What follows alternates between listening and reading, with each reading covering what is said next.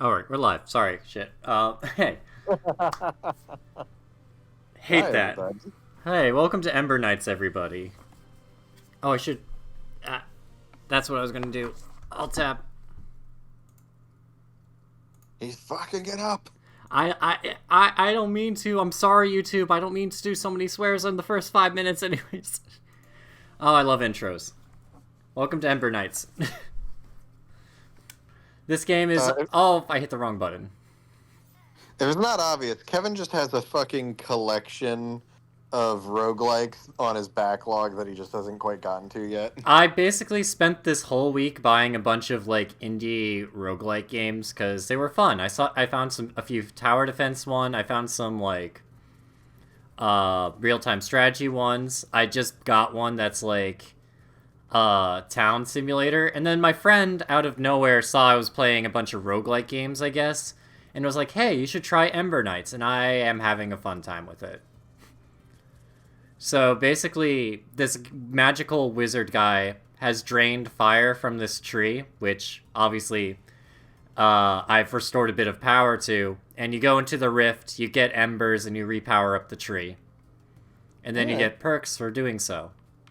So basically, it's a little bit of Hades. Alright. There's a bunch of artifacts and relics you can get that affect your attacks. There are mods for your weapons. It's very much Hades inspired, but like you get like artifacts, you have attack stats, you have wisdom, you have like a bunch of other things. And yeah. I will say one of the ideas I had for tonight, but I didn't start downloading it in time. Apparently, I completely missed this. Astrobot added new levels this week. Oh my god. We should just do like a playthrough of it. Do like an official one. Probably. It is game of the year. Yeah. Also, this game rewards you for completing rooms without getting hit. So there's motivation not to just tank your way through everything. Okay. In fact, you actually get relics that like increase your power with all the perfect rooms you clear. Oh, for God's sake. Okay, that's not a perfect clear.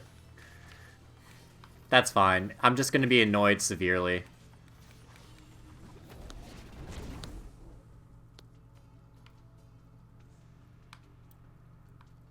Um...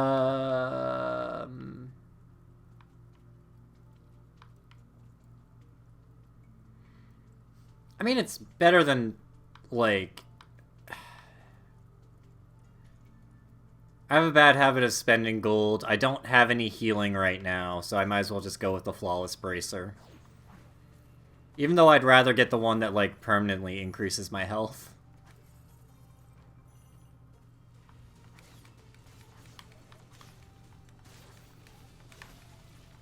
Oh, for fuck's sake. Okay. Now that I... Now, of course, now I'm streaming, I'm doing terrible.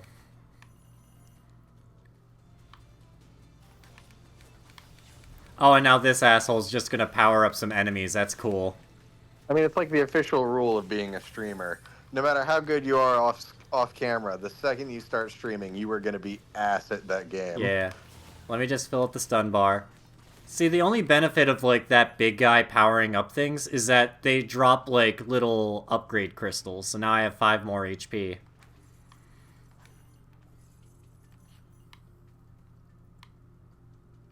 Okay. Oh, and I found a relic orb, which means I unlocked a new relic, obviously.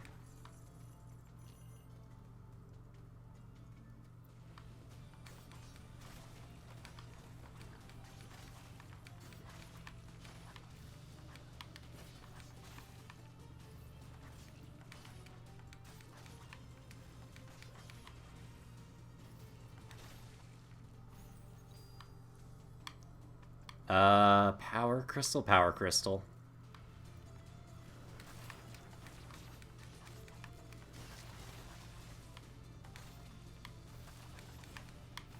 Oh, shit. Oh, God. Uh...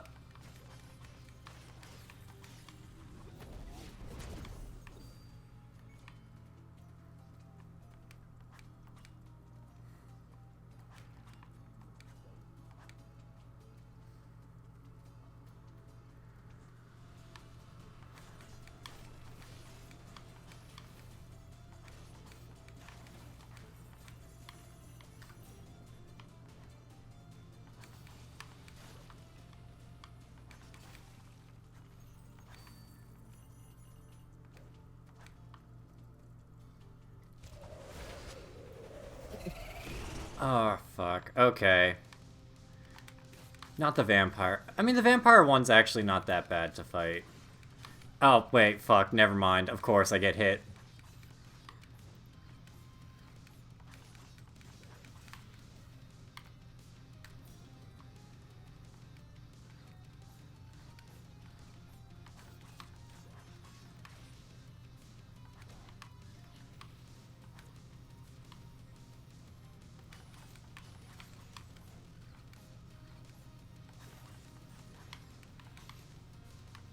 Alright, I also bought revival tokens. Okay, I forgot about that. So this won't be as bad.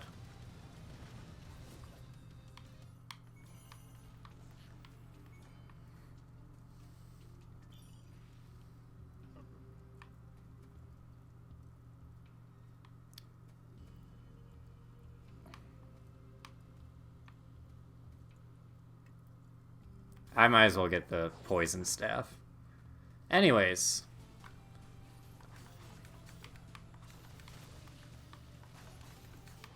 I have nothing to follow that up with, actually. I'm sitting here, like, trying to find a story. All I did was I went to Chili's today.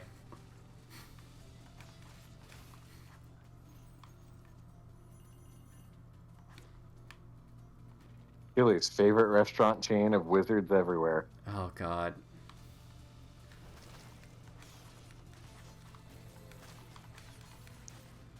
God damn it. It's such a fuck. I just got reminded of something that really makes me laugh every time I see it. What?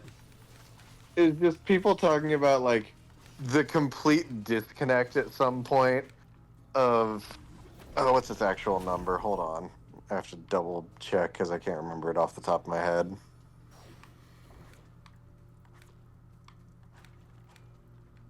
So, SCP-1471, aka Mallow, and people are just joking, like, the disconnect between, like, actual, like, Mallow in the article versus what the internet has done to it.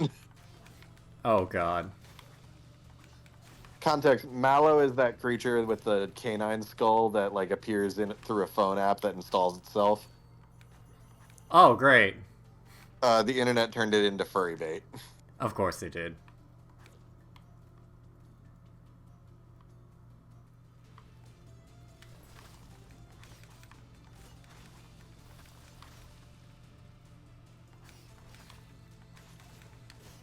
What is it? Oh, yesterday me and my friends did discover the...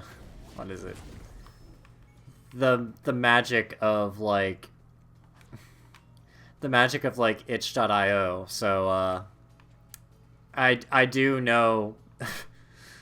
I have seen stuff that I'd be like, okay, yeah, I can see that just happening. Where, like... It like, thinks it's, like... I don't know what does this SCP do? Mallow's whole thing is basically a app will install itself on your phone, and you'll start receiving, like, messages. Or no, it's not even an app. You'll just start receiving texts. No, is there an app? I can't remember. I haven't read the original article in a while. Point is, you'll start receiving messages and photos from it being identifying itself as MAL0, aka Mallow. And basically, these photos will eventually, like, be of this creature that looks like a tall black figure with a canine skull for a head, like, around you and, like, taking photos with you. And while it is said that, like, different, like, effects can manifest in victims of this, like anxiety and other, like, paranoia and stuff like that, as far as they can tell, the entity itself doesn't mean any harm. Oh. So it's just a friend. It wants to be a friend, but it's not good at it. No. Hold on. Here we go. SCP-1471 is a free 9.8 megabyte application for mobile devices named Mallow version 1.0.0 in online application stores. The SCP has no listed developer and is somehow able to bypass the application approval process to go directly to distribution. The SCP is also able to avoid removal by other program manager applications. After the SCP is installed, no icons or shortcuts are created for the application, SCP-1471 will then begin to send the individual images through text messaging every 3 to 6 hours. All images will contain SCP-1471-A either within the background or in the foreground. 1471-A appears as a large humanoid figure with a canid-like skull and black hair. During the first 24 hours following the installation of the SCP, the mobile device will receive images taken at locations commonly frequented by the individuals. After 48 hours, the mobile device will receive images taken at locations that were recently visited by the individual. After 72 hours, the mobile device will receive images of the individual in real time, with 1471-A appearing within close proximity to the subject. Oh no. Individuals with over 90 hours of exposure to these continuous images will begin to briefly visualize 1471-A within their peripheral vision, reflective surfaces, or a combination of the two. Continued exposure to 1471 after this point will cause irreversible and sustained visualizations of SCP-1471-A. Individuals at this stage have reported periodic attempts made by 1471-A to visually communicate with them, but fail to understand or comprehend these actions. Currently, the only known treatment to reverse the SCP's effect is to eliminate the individual's visual exposure to these images prior to 90 hours after installation. To date, no apparent hostile activity has been reported regarding 1471-A. That's sad. It just wants to be a friend, and then the only way to do it is to basically unfriend it. Well, here we go. We have this is as the app is posted on online stores. Mallow, version 1.0.0, free, reviews 0, description for redacted. Never settle for these awkward feelings of being alone ever again. Mallow is an exciting and interactive experience that'll keep you engaged and intrigued. The anxiety of social situations can be nerve-wracking, but after just a few hours of Mallow, you will soon forget all about those painful emotions of disappointment. Be part of the new craze that is quickly becoming the next social substitute. Remember, the more you participate, the more Mallow will engage you. Your experience is completely up to you. Absolutely no ads. Enjoy. Oh, that sounds like it's gonna absolutely have ads. Wait, I didn't talk to the radio. Oh, I should have talked to the radio guy. Oh, that makes me sad. Wait, maybe I can go back. No. Oh, that's... Well, I'll go back and talk to him. Hopefully. He's still there. But yeah. No, So, So now, I guess it couldn't get past Apple security, so now it has to, like, make you intentionally download it. Poor guy. But yeah, no, again, very simple, like, premise. Pretty benign as far as, like, SCPs go. Just this entity that was created through a phone app that wants to be, like, your friend and try to communicate with you. Doesn't even really have a gender. That didn't stop the internet from giving it tits. Oh god, of course. God damn it. Now it's the... hey, you haven't texted me in 5 minutes, peripheral vision, Oh god.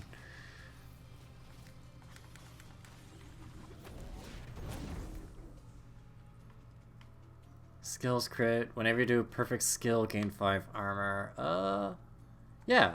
Plasma ball, why not? Oh god. I, like, love his presence. I hate that the internet did it to it.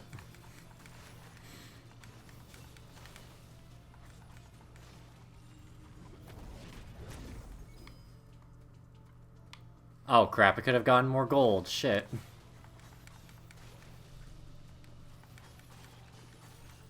Oh fuck.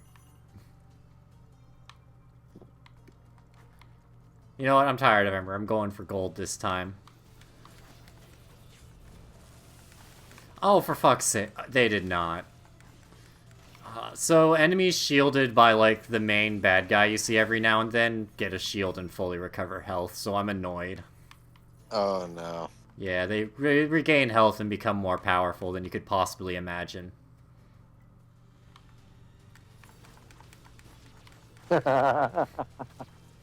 Sorry, so with the recent, like, really frustrating trend of people using AI to Studio Ghibli their, like, photos or videos, Glitch Productions responded with a post the other day saying, "We employ over 80 artists to carefully work on every single part of the animation and creative process. You will never get the nuance, complexity, and beauty of a Ghibli film without the human hand and their love. We will never use AI to replace art in our works." Yep. And then someone who I believe is an animator for Glitch just responded with a picture of Kane from Amazing Digital Circus like sweating and trying to look inconspicuous. Get it? uh, Because he's an AI. oh yeah, I get it.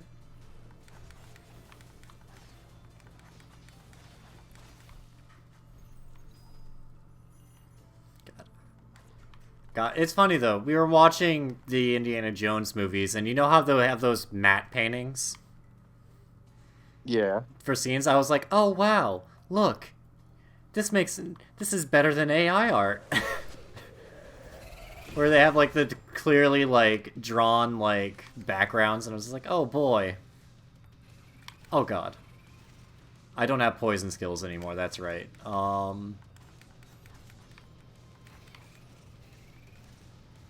Also, if you have noticed, I've beaten this guy enough times to where new versions of him will spawn. So this is an electric version of the little guy. Oh god.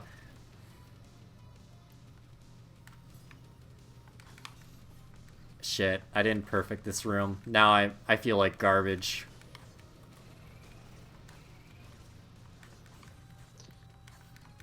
I Hey really hope everybody. there aren't... Oh, come How, on. how did how did y'all enjoy Beyond the Spider-Verse yesterday? Hmm? What? I saw it in theaters personally. I loved it.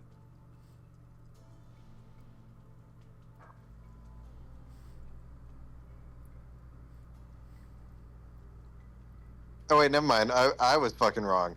It wasn't even supposed to come out yesterday. It was supposed to come out yesterday a year ago. Oh my god, that's funny. Oh god. I'm so confused. I thought someone typed in chat, how did you enjoy Spider-Man Into the Spider-Verse? I'm like, where did that come from? No, yeah, Beyond the Spider-Verse was originally supposed to come out March 29th last year. Oh, yeah, that's right. That has obviously not happened. No, it got delayed. That's right.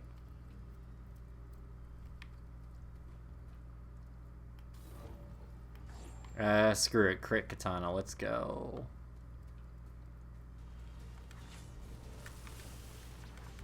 Motherfucker.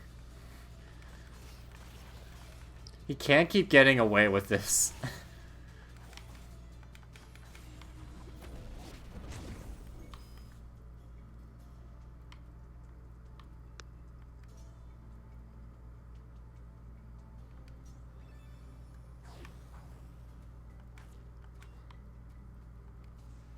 Wait, how did I get 25 crit? What?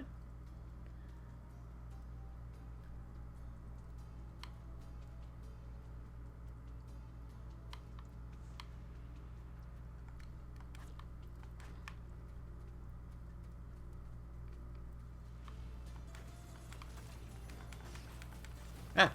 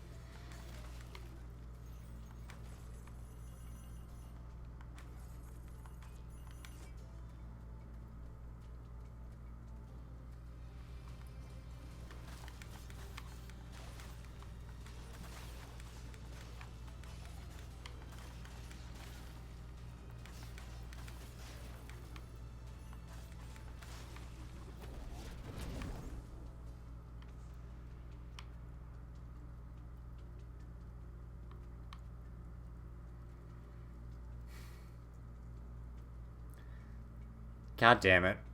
Discount. Uh.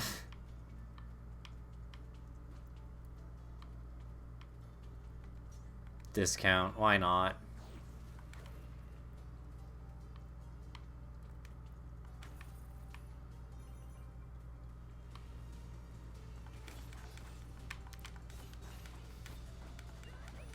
Oh, right. This guy.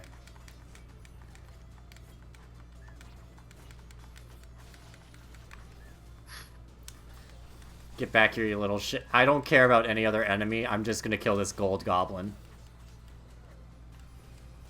Oh, well, there I go. The consequences of my greed. Stop. Die. Okay, thank God.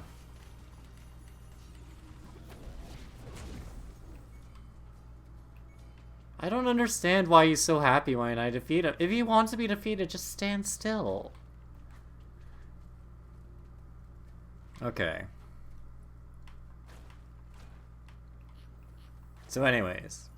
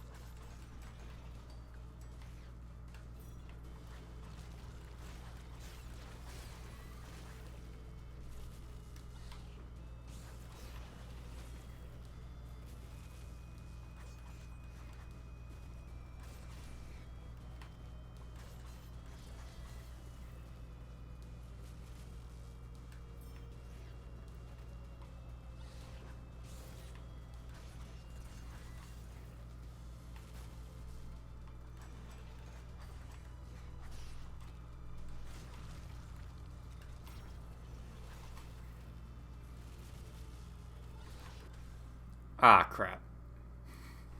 Oh, that's nuts. Someone snuck into the old Image Works at the Imagination Pavilion at Epcot. Oh. Did they take pictures, or what did Oh they yeah, do? yeah. No, they took pictures. Um, no, so context at the Imagination Pavilion at Epcot, where the Journey into Imagination ride is. ImageWorks is still the name of the like post shit like ride like area it drops you off in, which just has a couple of interactive stuff and nowadays a meet and greet area too. But that's the new ImageWorks. In the with the original version of the ride, ImageWorks was on the second level of the building, and it was this much larger space. But when they kind of downscaled the ride to what it is today, they closed off the old one, and it's still there. I think there's some talk that they use it as storage, and judging by these photos, that's looks to be the case.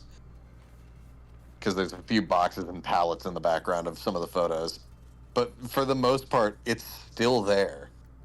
Oh, it also looks like it might be used as a cast break room. That's interesting. Huh. That's nice. Just like take a break, eat, watch some art. Did I almost eat some art? I meant watch some art.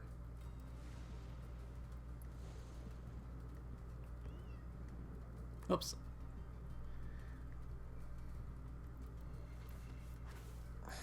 Oh, I didn't mean to. Oh, he's fine.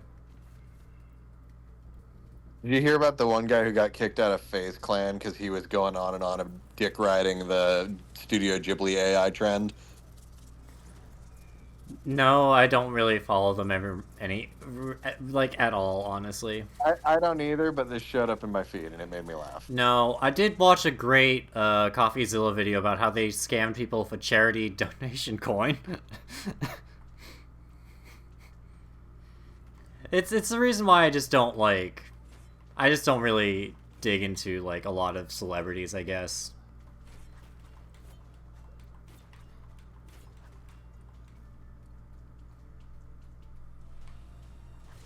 But no, if you ask me like do I know this person, I probably don't anymore. I'm still struggling with Skibidi Toilet, man. Fair.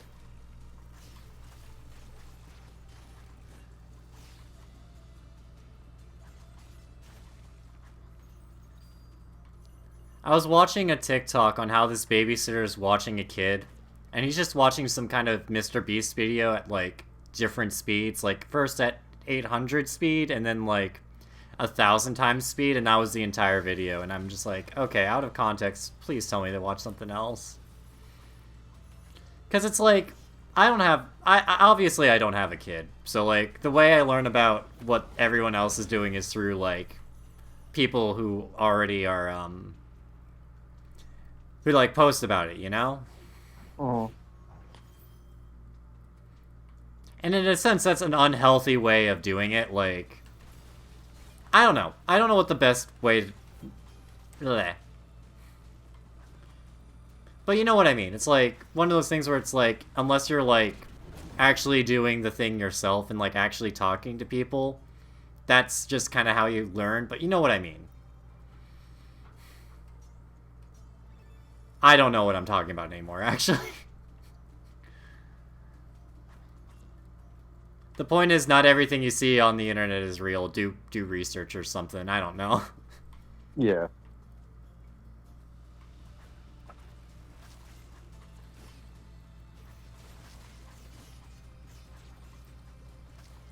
Like, just because I'm like, all these kids are like blah blah blah, doesn't mean that all it's actually like all these kids. It's probably like five, but it's enough to be like all these kids, you know?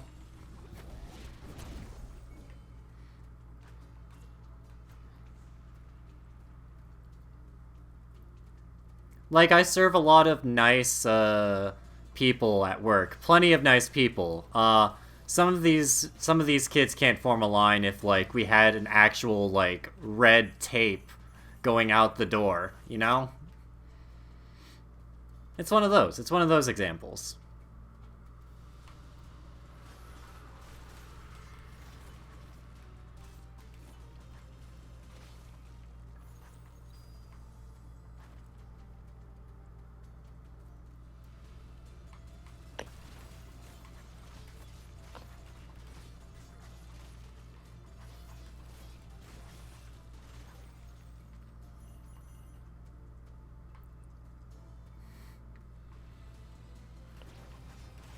From the Monster Hunter Twitter page.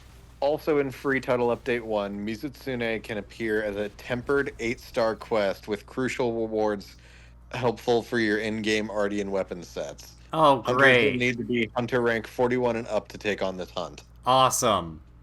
It's just what I wanted. Arty and weapon parts, probably the red ones. I just don't want to fight a level 8. Because think about it like this.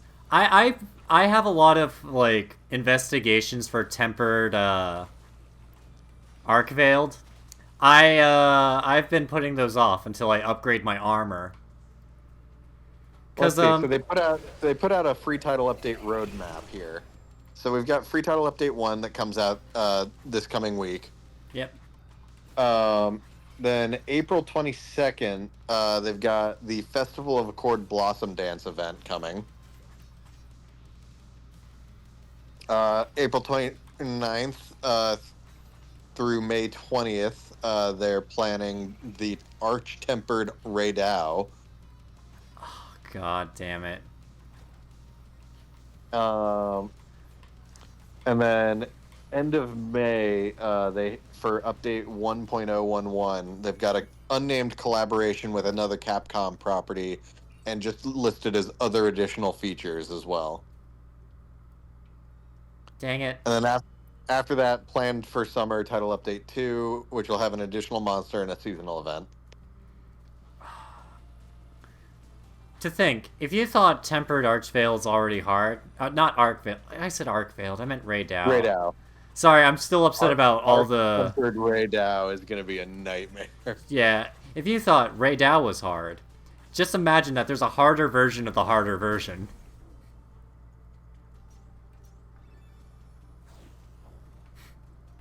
And then, if you're not already afraid, you will be.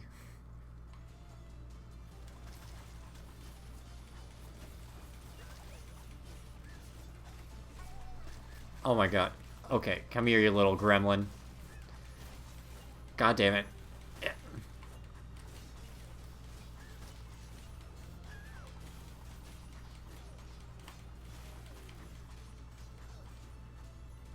For the record, yes, it is important that I murder this gremlin. Otherwise, he will run away and not give me any gold or gems.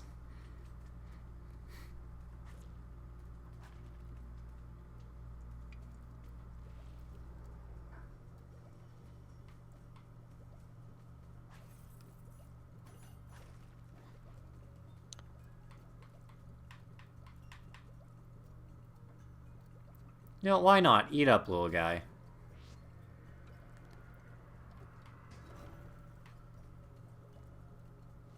Oh.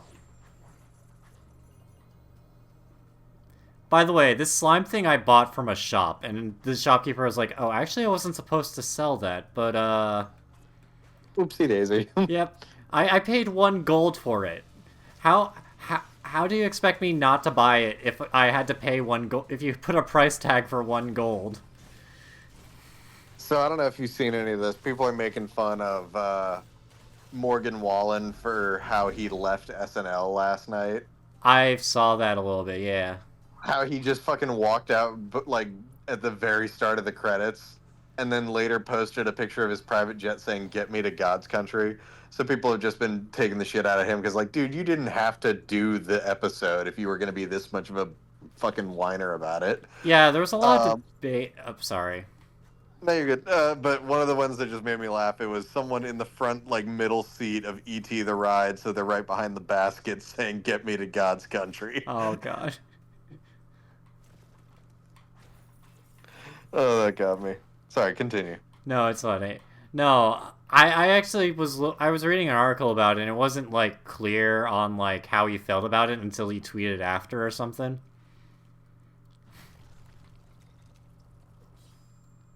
Because, like, people, I don't know. We don't know what happened behind the set of, like, the SNL thing.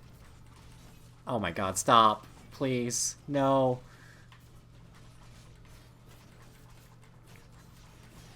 Because I didn't watch the episode myself.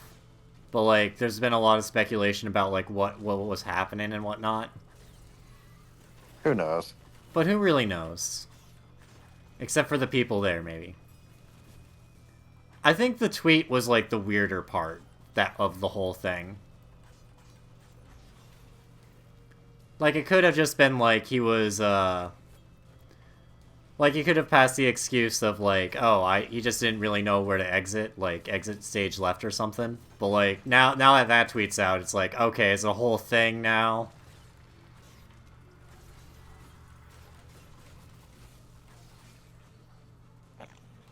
Like, so a lot of me looking at celebrity news is like, oh, please just don't let this be a thing now. And then it's like, oh, it's a thing now. And I'm like, oh, great. Okay, you know that one jester who went viral a month or two ago? Which jester? The one who would do the, like, the ring tricks, the one in the black and white costume?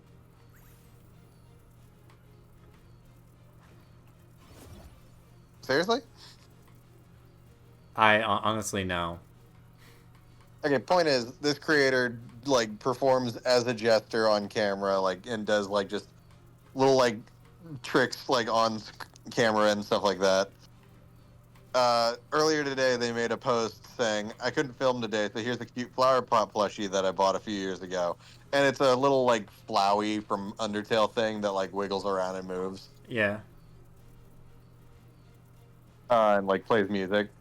Fucking Toby Fox replied to them and said, huh, that is cute.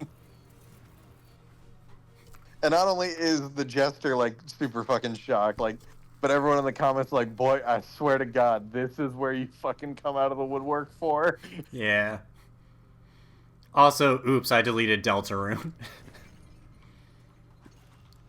Hey guys, I'm in the comment section. Figured a good place as any to say oopsie. Yeah. I deleted episode 2. Yeah. I think the most shocking thing was that Deltarune was announced for for fuck's sake, the Switch. Well, in a couple days, that's gonna be badly aged.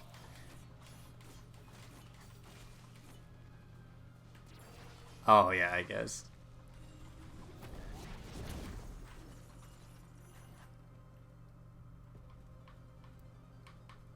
Wait, when is the Switch 2 announced? I'm just thinking about it now. Pre-orders go live on the 2nd. Oh, great.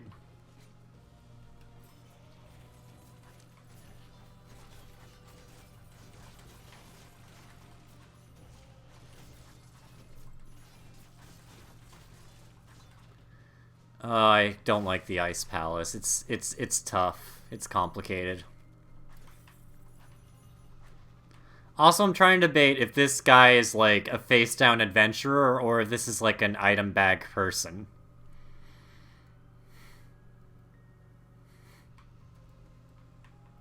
But who knows?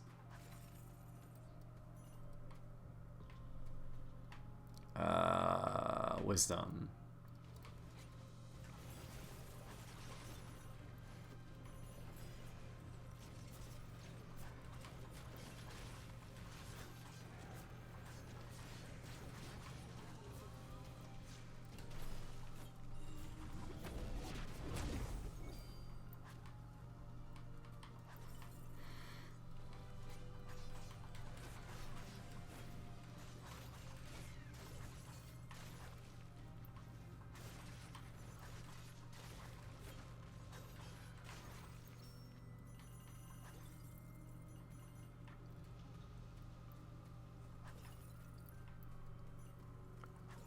Oh, damn it. We're 3 hours late for my favorite fucking new trend until July. What? We make a point to do family dinner every week, Sunday at 7 on the dot, no matter what. The Fantastic Four Twitter page has been posting that like clip from the first trailer at 7 every Sunday since the trailer came out. Oh no.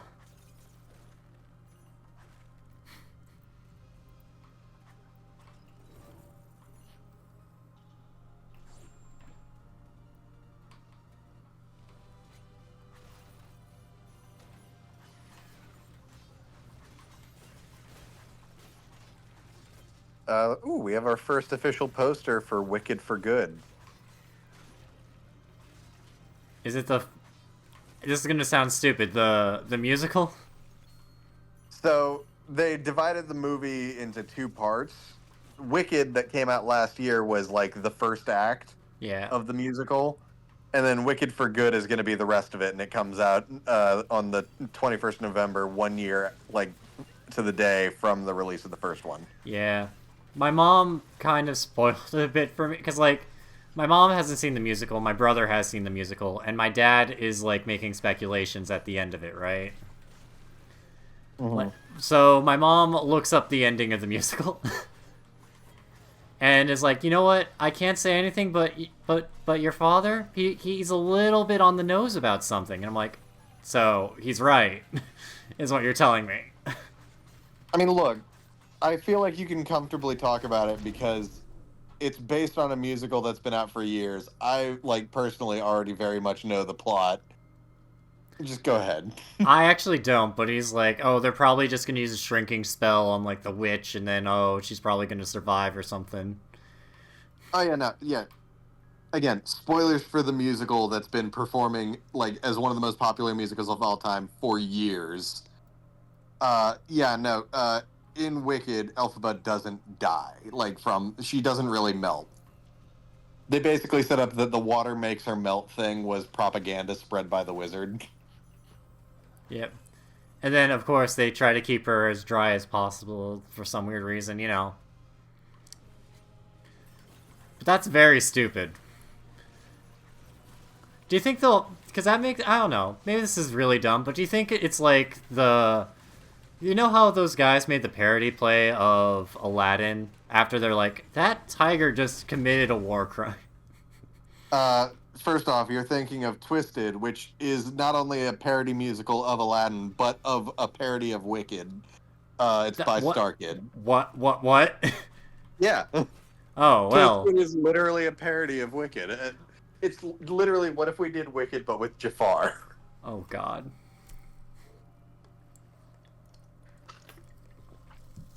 Literally, Like, the opening number, like, for Twisted, the book he's reading in the opening number is Wicked. oh my god. I didn't know.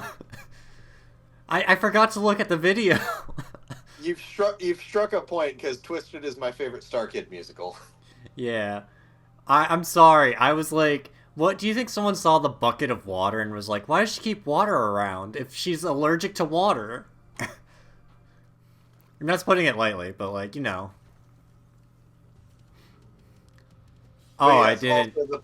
also the point you were talking about, they have a running whole gag where, like, in Disney's Aladdin, there is a very briefly introduced character of a prince named Ahmed who is trying to like court Jasmine, but like he's literally on screen for not even a minute, where he kind of like Aladdin gets into a confrontation with him, and then we later see him getting chased out of the palace because Jasmine seemingly sicks her pet tiger on it, and the tiger tries to bite him in the ass. Like, Yep. again, he's a very one-note throwaway joke character in Aladdin. So Twisted, of course, turns that around and makes him like the central antagonist. Well, Yeah. not the secondary antagonist. Where he is so insulted by this disrespect that's been done to him that he is going to wage war against the kingdom in a war that they could not possibly, like, that the kingdom could not possibly hope to win properly. And there's a running gag where like all of his Ahmed's super loyal like soldiers and yes men, whenever they hear like about what the tiger did to him, you hear that, lads? King had relations with a tiger. All hail Ahmed, the tiger fucker. Tiger fucker, tiger fucker. Oh my god. Uh, It's so good. so good. Is this one of those ones where it's only on YouTube, or are there actually like? It's on YouTube. It's on YouTube. Yeah. Just Like, it's try, free try, on YouTube. I highly recommend people watch it. Yeah. Um, I was wondering if it was like in actual playhouses for a second, so I was like, oh. yeah, obviously they performed it live originally, but again, it's Star Kid. They're a relatively small production like group, so they are constantly moving on to new things. Yeah. But like again, most of their musicals are available on YouTube. What's another really good bit from Twisted? What the fuck is? Right, so obviously I called Ahmed the secondary villain. That's because the main villain is Aladdin himself, who they basically like frame as this utter sociopath, like fucking vagrant thief. Oh god.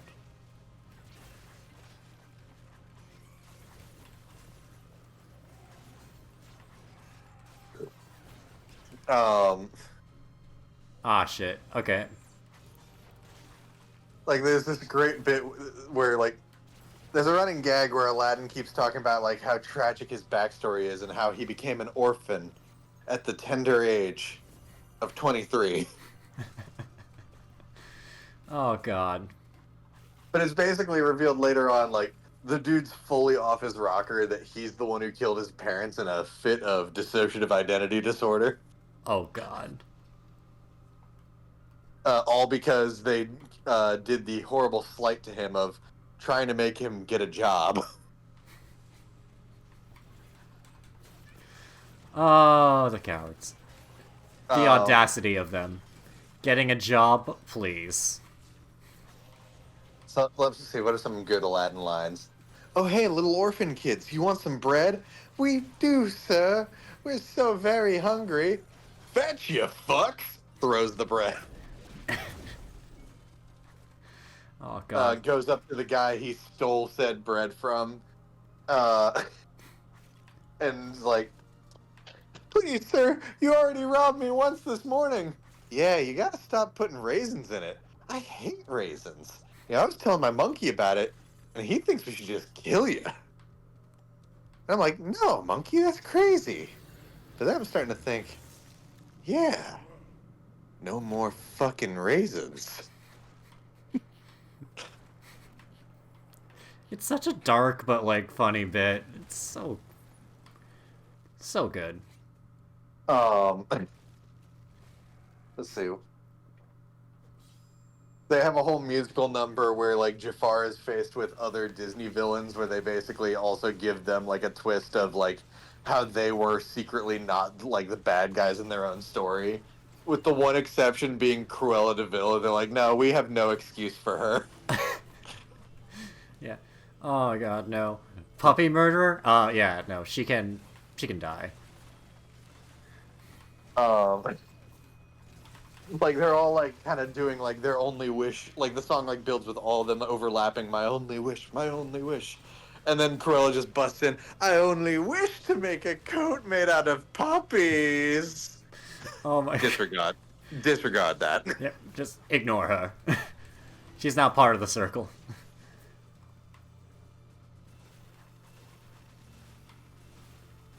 Ah, fuck. Oh, God. That's... What's another? Because again, I do quote a lot of lines from this play a lot. Oh yeah, come gentlemen to the opium den.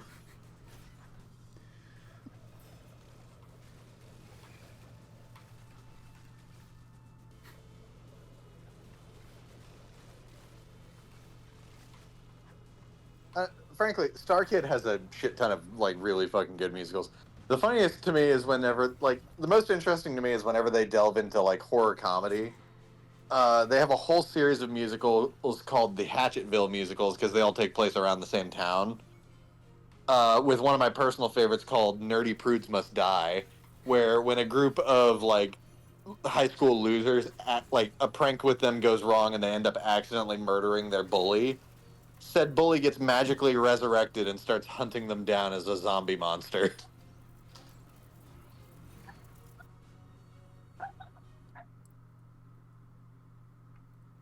I think Oh, I've God. sent like someone did an animation of Nerdy Prudes Must Die that I'm sure I've sent to the group chat before. Yeah, well, at least one of the songs, I think. I don't know if it was the whole one.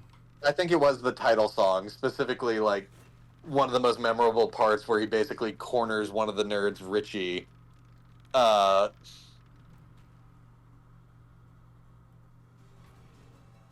Now that one's like a really fun like horror comedy. God, and that just reminded me, the Hatchetville musicals have a pantheon of evil eldritch deities that regularly like fuck with and intervene in the town. Uh, Hold on.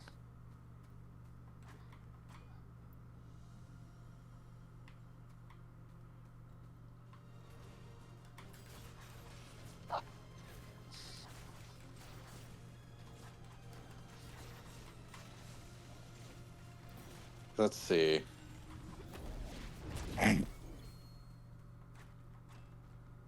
Um, and they all appear in Nerdy Prudes Must Die because they like fucking the kids summon them to try to get the undead bully to like go away.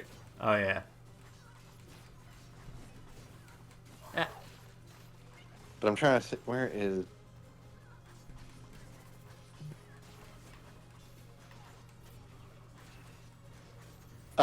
the leader of them. The funny thing is like while they do have actual like eldritch deity forms, the most common way that these like entities called the Lords in Black appear is as little plush toy animal like stuffed animals. what? uh, with their leader, the King in Black, Wiggly, or as his actual name is, Wigog who normally manifests as a little, like, plushy Cthulhu looking thing. What? Alright, I'm gonna open Let's my see. phone and I'm gonna need a picture. Hold If on. it's not already there. I'll send it in a minute. I'm going to go through the others first. So again, Wiggly, aka Wigog is the leader. There's Blinky, aka Blicklotep. Pinky, Blicklotep? aka Noicaraxis. Pokey, aka Pacotho. Nibbly, aka Niblin or Webby, aka actually, what the fuck is Webby from? DuckTales? No, no, oh, the Witch in the Web, right? Okay, makes sense. No, Webby's not part of the Lords in Black, but she is like a similar entity to them. I forgot about her. But hold on, let me get a good picture of Wiggly.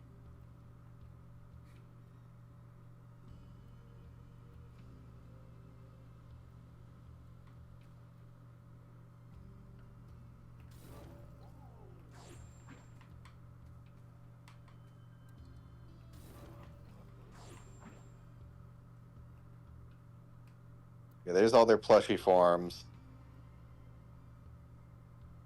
And they're okay, cool. I found them all. So the first image is their plushy forms, and then the second one is the human forms they assume when they're summoned in Nerdy Prudes Must Die. Oh. Yeah. Okay, I think you can fight the shopkeep in this game. I didn't do it, but like I found out a hard way to make how to make him mad. Hey, it's not a true roguelite shopkeep if you can't fight them. Look, I accidentally destroyed their sign and I immediately regretted it. Not that I'm fighting them right now, but I saw the anger, like, hammer at fist. You know, the one where... That sounds wrong. Tim, when did you join the call? I just got here. Okay. Oh my fucking god, there's mimics in this game. How dare they? No, as you Jack. might have assumed, Tim, as you might have assumed from the picture, I'm going to explain what just, like, went down so you're caught up. Kevin accidentally mentioned Twisted, and that got me talking about Star Kid. And then I accidentally mentioned the Lords in Black and told Kevin that they normally manifest as plushies and he needed an image. Look, I needed an that's image awesome. specifically for... I forget his name. Cthulhu? Oh, this is actually a Wiggly. nice looking roguelike. Wiggly. This is actually a really nice looking roguelike. Yeah. Yeah. This is Ember Knights. It's not just generic. I like this. Yeah, it's pretty akin to Hades, sorry. A little bit, yeah. Just doesn't No, I was have that saying, fixed angle. Sorry, go on. The thing that really cracks me up with the Lords in Black is that they have, like, actual, like, creepy sounding eldritch names, but they just shorten them to sound cutesy, so Yeah. Wigog, your wrath is Wiggly. Wiggly. I love that. Before I hopped on, it's still on in the background. I put on the movie Night Bitch. Night bitch, yes. Night Bitch. The movie where Amy Adams thinks she's turning into a dog. Yes. Oh, It's good, I think. Not to be confused with the character from, I believe, Kick-Ass. Kick-Ass 2, Night Bitch. Isn't that just his girlfriend? I think? I don't remember. I don't fucking care. I can't remember if it's the... Which one's the small child that's like Nicolas Cage's That's apprentice? Girl. That's Hit Girl. Okay, that makes sense. And then there's the... Well, it was Red Menace in the first movie, and then he changes it to the Motherfucker. Yes. God, that's so... Those movies are not good. They're not. I think you And just are supposed to sit down and enjoy them. I don't, though. That's the crazy part. Well- No, I enjoyed the action sequences, but as a whole, they're not very well done. I guess what I was trying to say is try, I guess. You know I what think I mean. the issue is it's it's definitely made for an audience, aka Not me. 15-year-olds who think comic books can be so much more than Spider-Man. They can say fuck. So It's DC... the kind of move. It's the approach to comics that Zack Snyder has, where Sorry. it's like, I can show boobies, I can swear. So the Game of Thrones of comic books? Except, I mean, See, I don't like Game of Thrones either. Well, I mean, the point is it's like Lord of the Rings, but with boobies, I guess. I don't know. I mean, what's a better way to explain fucking Game of Thrones, right? I know it's kind of... Oh, yeah. what's the term? All the I magical know it's simple. creatures aren't there except for the undead and dragons. There you go. That is true. Like... But It's what about mostly the real. Eagles? Are the Eagles there? No. No. The dragons are supposed to be the eagles. Frankly, Jack, the Eagles weren't in Lord of the Rings, now that I think about I know. it. Yes, that was my joke. Thank you. Oh. They only show up when it matters. Like, the Eagles are supposedly, like, the They don't big... show up when it matters. In fact, If they show showed up when it matters, they would have been there ages ago. Look, And yes, when I say when it I'm shows sure up when some it matters, fucking I mean, Tolkien like... nerd is gonna get in the comments and tell us, actually, they couldn't show up early Okay, because let me friggin' talk to the actually nerds. Let me explain when it matters. I mean, like, friggin' Gondor's under attack by a lot of things. All the people are about to die, and the Eagles, like, pick up trolls and just start tossing them at the very last moment because they need a Deus Ex Machina. And then Frodo's Now. stuck on a goddarn volcano surrounded by lava with Sam, and they're about to say their goodbyes, and who's there? The goddamn Eagles. And and it's not the football team.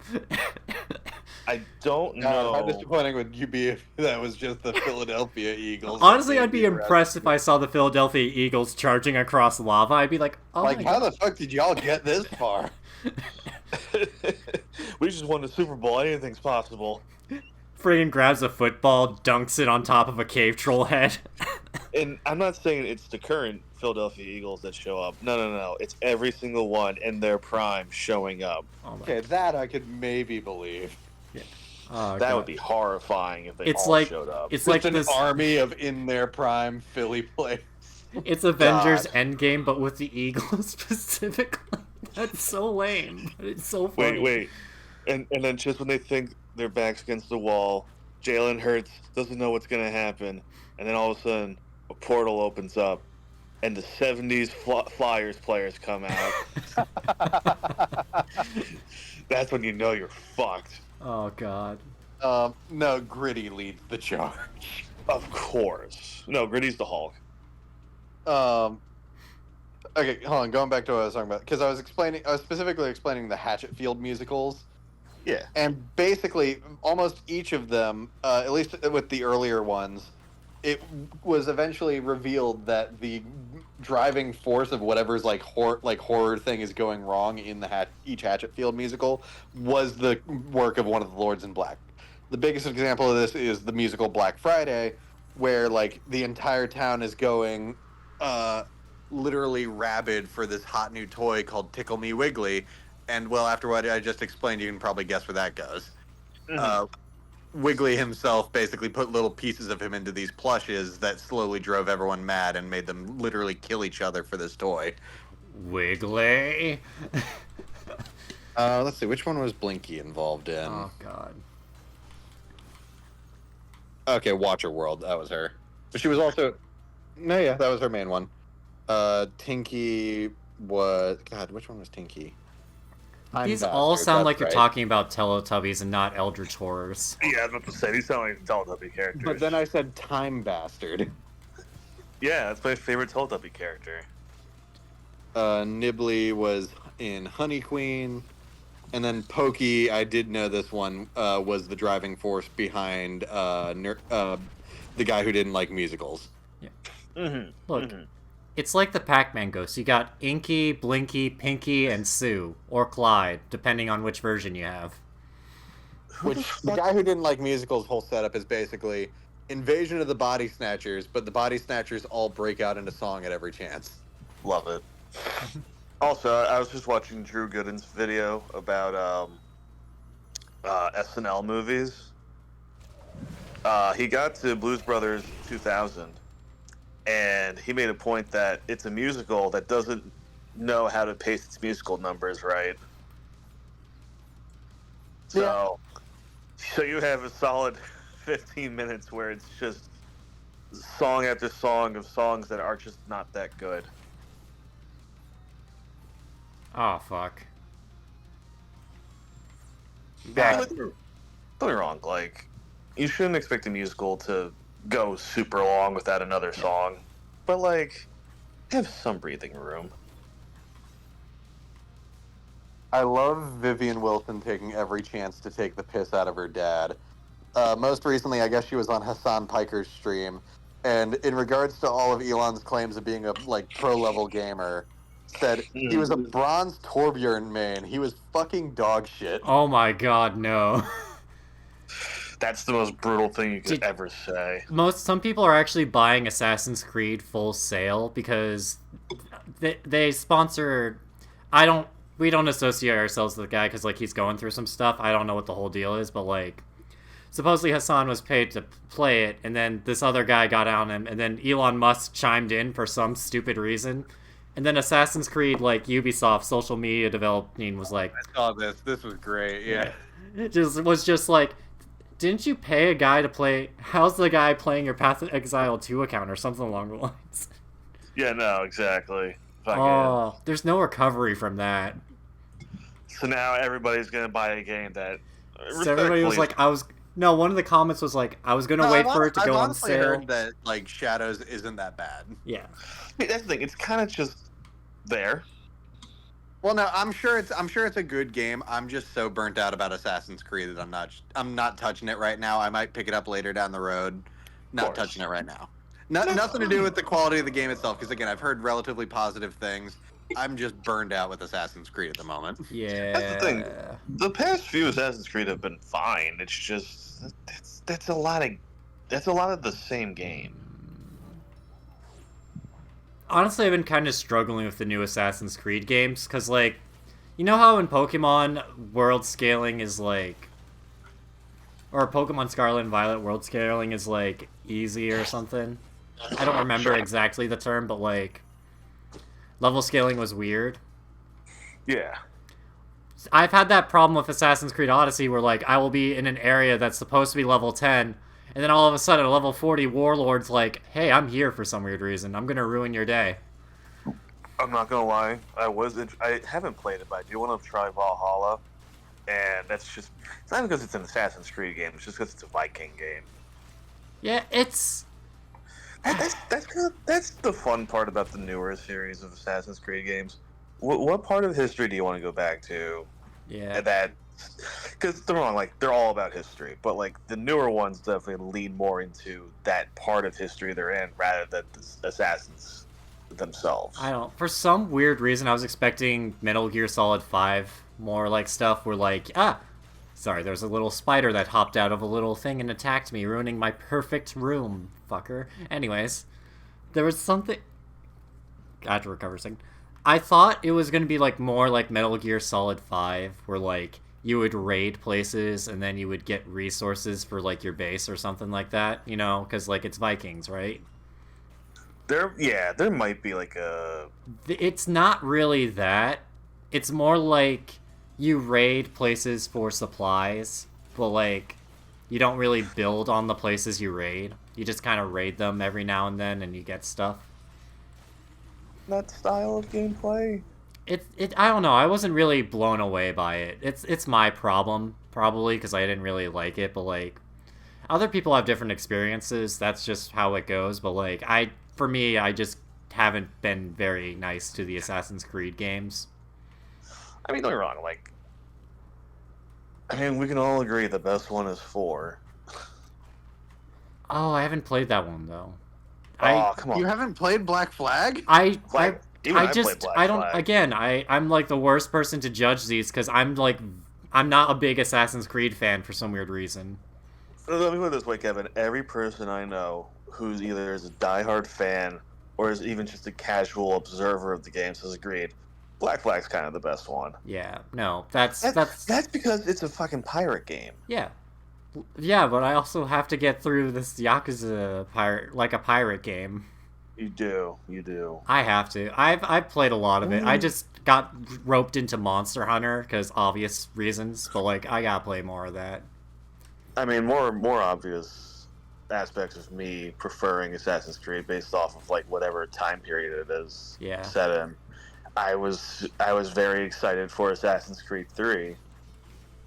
Not that it's bad. It's just I realized very quickly, I'm not really into this kind of game. I'm being garbage. I'm going to read a sentence I just had to read, and now I must force upon you and all our viewers. A sex shop in Australia is selling Vegemite-flavored lube, hilariously called Vagemite.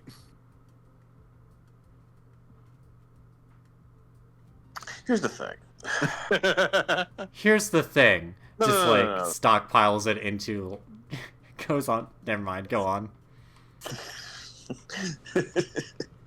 Here's my thing. That's funny, and I like that. I don't get the flavored lube condom thing. Yeah. I mean, I guess look, to each their own. Like, as long as you're not hurting anyone else and it's all consensual, you do you. But it's not that. It's like, because, look, I understand if the person you're sleeping with has an STD and you want to give them a blowjob. But, like, at that point, just go home. Like, dude, it's like, because a blowjob with a condom? Like, what's the fucking point? It's like the one time you don't need a condom. Well, I mean, aside from STDs. Was it? I didn't expect you to go that route. I expected you to go the push pop route. I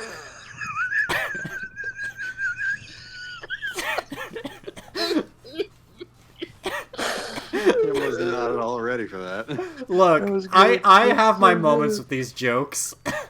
Oh my god, it's so good. Even I can make these jokes. It's just rare. I don't know how we can transfer this into a short on TikTok, but it might be a YouTube short. I don't know. Oh, that's funny though. We'll try it, but like, I'll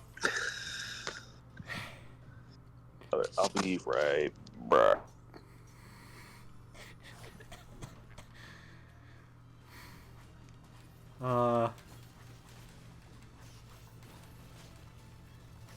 Let's see.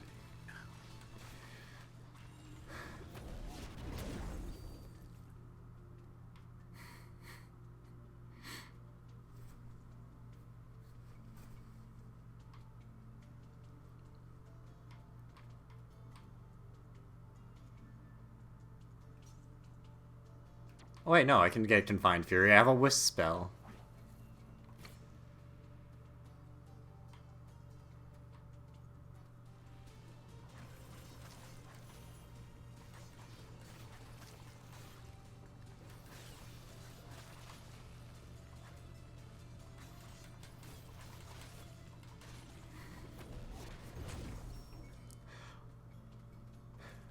Also, I realize now I'm actually thinking about Juicy Drop Pops. I can't tell if they're the same thing. Push pops and juicy drop pops are very much different things. Okay. But the joke still stands. That's all that matters.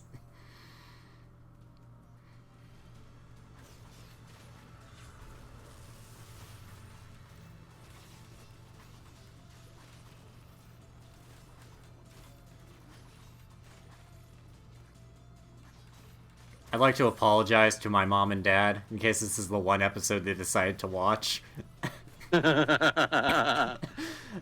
It would be hilarious, though. But no.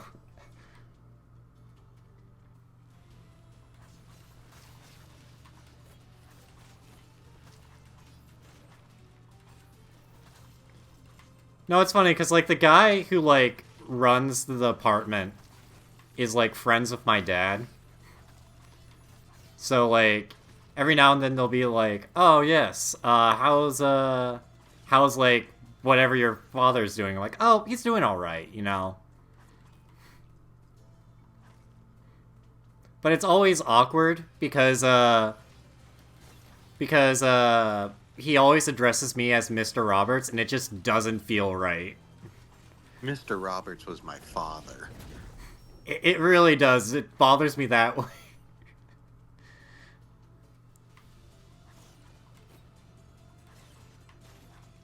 God, it was really awkward because we had a meeting about, like, the recent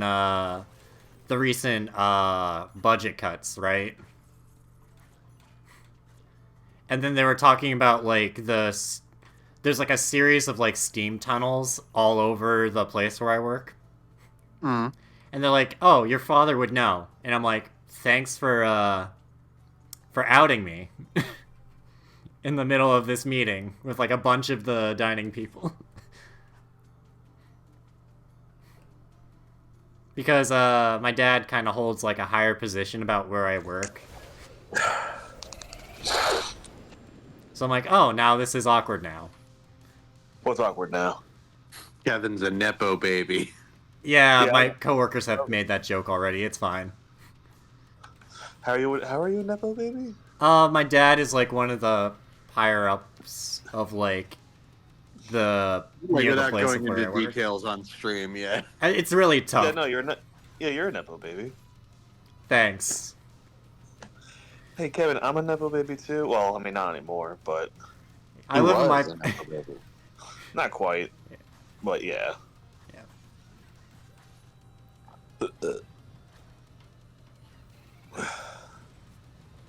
Okay, that was awesome. That's a perfect boss run. That's what I need. It doesn't give me anything extra, but it feels good. Oh yeah, apparently they're getting ready to like, and this kind of caught me off guard. They're getting ready to close down Buzz Lightyear Space Ranger Spin at Magic Kingdom to give it a complete like revamp. That's fun. I mean, not fun, but that's good. That's No, it nice. needed it. It frankly really needed it. No, really? Maybe they'll actually let you like not have to have the guns attached to the car. Oh my god, what? No. How else are you supposed to do? What are they gonna do? They're gonna make it the Men in Black coaster? Like what? I mean, that's already what the California version of the ride is. Well, shit. Okay. I mean, I don't know. Can I pull it off? I want critical damage. Speaking of the Buzz Lightyear ride, nothing will ever be funnier than uh, Escape from Tomorrow, or whatever the fucking movie's called, when the dad and his son get to the front of the Buzz Lightyear ride, and then you just hear the announcement go, "The ride's closed now," and the dad just goes, "Oh, son of a bitch!"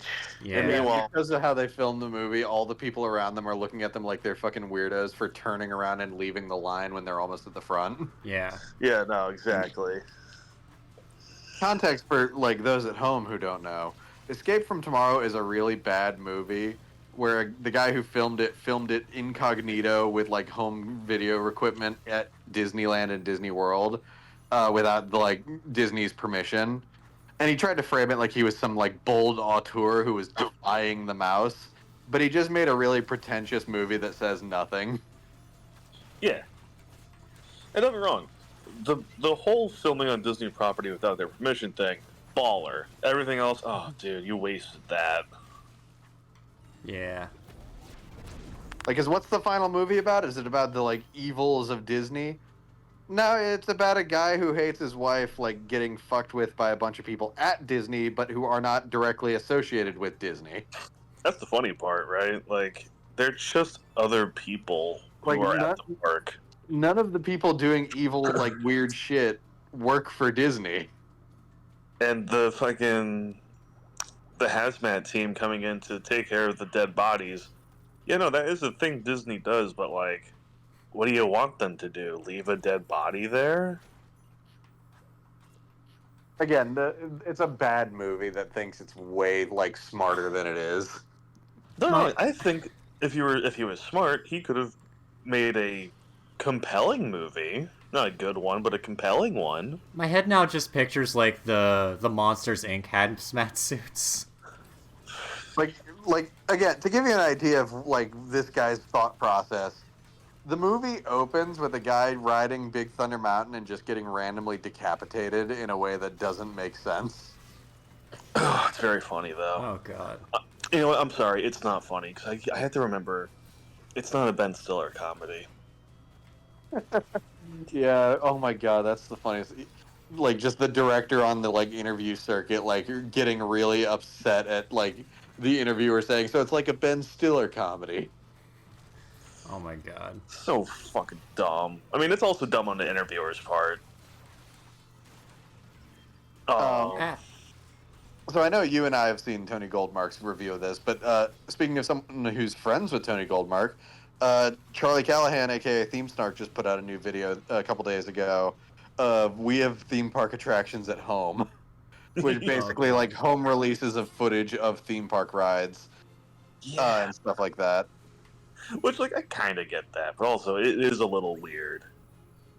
Two of the most famous examples that he does mention in the video, and I think of whenever I think of this concept, are Shrek. the Shrek 4D released as Shrek 3D, which was also briefly but no longer available on Netflix as part of a collection of Shrek shorts. What's the point? And then a special anniversary edition of Back to the Future included a ride through as well as the Q video of Back to the Future: The Ride. Oh yeah, my friend had that. Well, he had the special edition series. Yeah, it was like a box set. Yeah. Yeah, no. But yeah, no, the like included thing, it had the like all the Q videos, the pre-show video, and then a simulated like basically the ride footage with like a simulated dashboard for the DeLorean. Fucking awesome. Good shit. Oh, fuck. Marty, I misplaced my contacts, Marty. I don't know where I put them.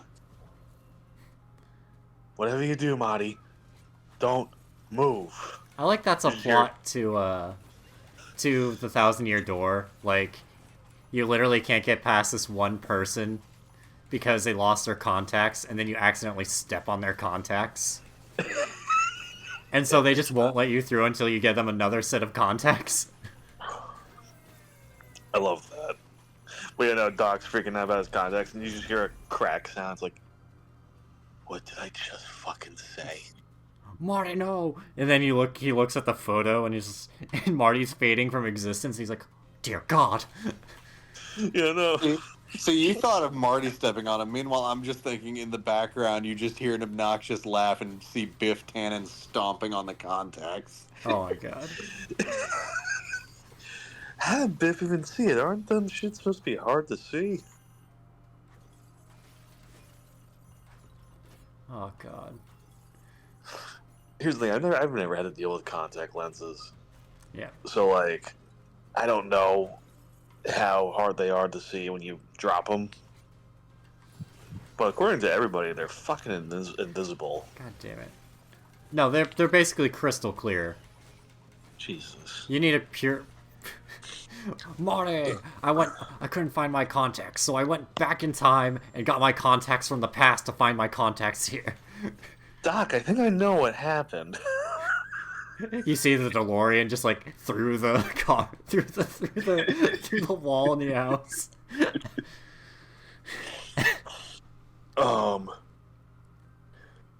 Excuse me. Speaking of the word invisible. Oh, for fuck's sake! Why did you? I'm gonna do my favorite Duke Nukem quote. Do. If his name's invincible, why can't I still see him? Do. Cuts to Mark from Oh, Invincible. right. Hold on, I was looking back at like because thankfully Charlie is one of the few people, like one of those people who organizes their video into chapters, so you can skip around between the topics you want to look into. Wait, I can melt the wall? Sure. Sorry, I just realized I was a mechanic in this. I can use spells to interact with the environment? I didn't even fucking realize.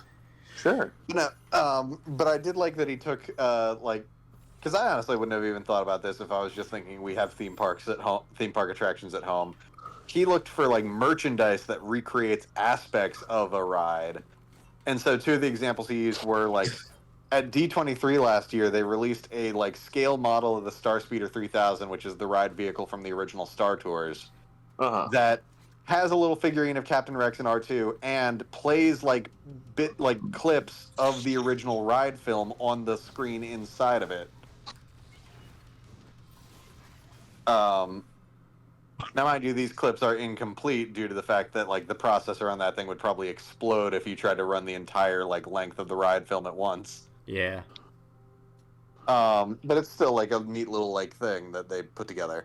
The other one is that there is a like home projection light gun game based around Buzz Lightyear Space Ranger Spin, where like it comes with a little blaster gun and it's like the actual like toy / projector is Zurg and his little like ship from the end of the ride, and it projects like enemies onto the wall and you blast them. Huh.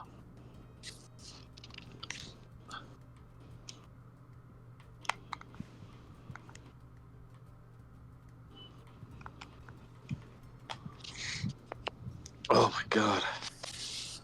Oh god. I mean, the best we have. What's the series called? We have Parks at Home. Well, that was the name of the video. Oh, is we have theme park attractions at home. My favorite thing about that, which I don't know if he discusses it, but it's the series of candles made to replicate the sense of Disney parks. Oh, fucking Magic Candle Company. I wonder what happened. I wonder. I assume they're still in business, but I just stopped seeing them like heavily advertising with like parks YouTubers after a while. I wonder if there was something I didn't hear about that I should be worried about.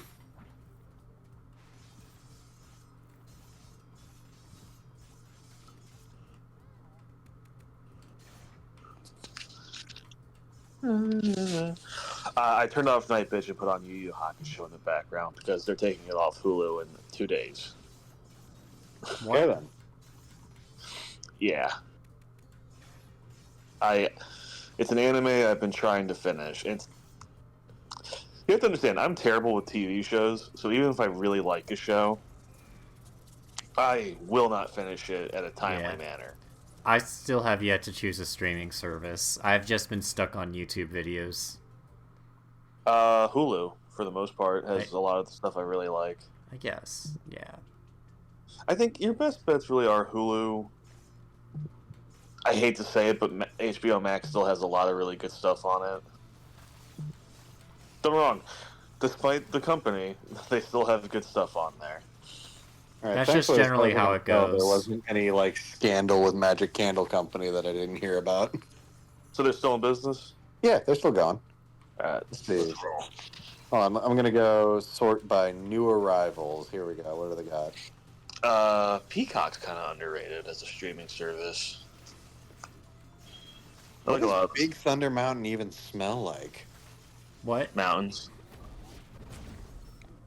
It smells like thunder. That's what it smells like. Like flying over the pines for Soren, that makes like complete sense. It's pine scented, yeah. But like the Wild Thunder Railroad, like clearly meant to be Big Thunder Mountain. What does that smell like? They have the pirate's water smell, right? Yeah. Yes. Also the ETQ smell. I mean, that is the best one.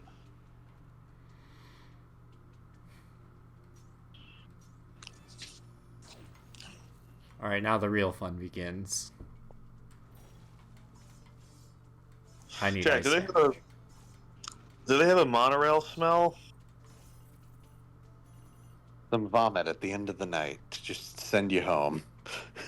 Who knows? I'm just scrolling through to see what they have. I don't know yet. Are you looking at perfumes, or is this just like a Twitter post? What is going on? Oh no, Magic no, no. Candle Company is a company that like sells candles and like like scented oils that like smell like scents from theme parks. Yeah, no. I'm totally not shopping. Why are I'm you not shopping loving that they for seem- scents? I'm not loving that they seem to be using AI for the like thumbnails for their scents. Come on, y'all, get your shit together. Yeah, here we go. Extraterrestrial Forest, which is just the Q for ET.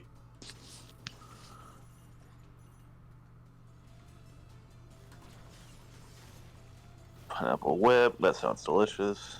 Well, African Lodge, which I assume is just the Animal Kingdom resort. resort. What does Skyway smell like? Burnt rubber? No, sorry, that's Skyway. I thought you were talking about the racetrack for a second for some weird reason. Let's see. Mandarin Mist and Cotton Blossom.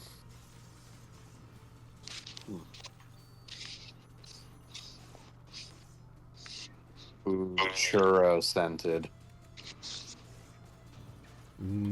Sure. Sorry, I'm trying.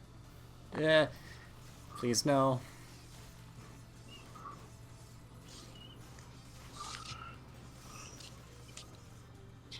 Eh. Come on, Jack. Do they have anything for like the funnel cakes by Sleepy Hollow or whatever? I don't know. They have waffles. That's not what I'm looking for. I've seen waffles and churros, but I don't think I've seen funnel cakes. Okay, this one sounds insane out of context, but there is context to it, and it's actually a really nice smell. Rome burning.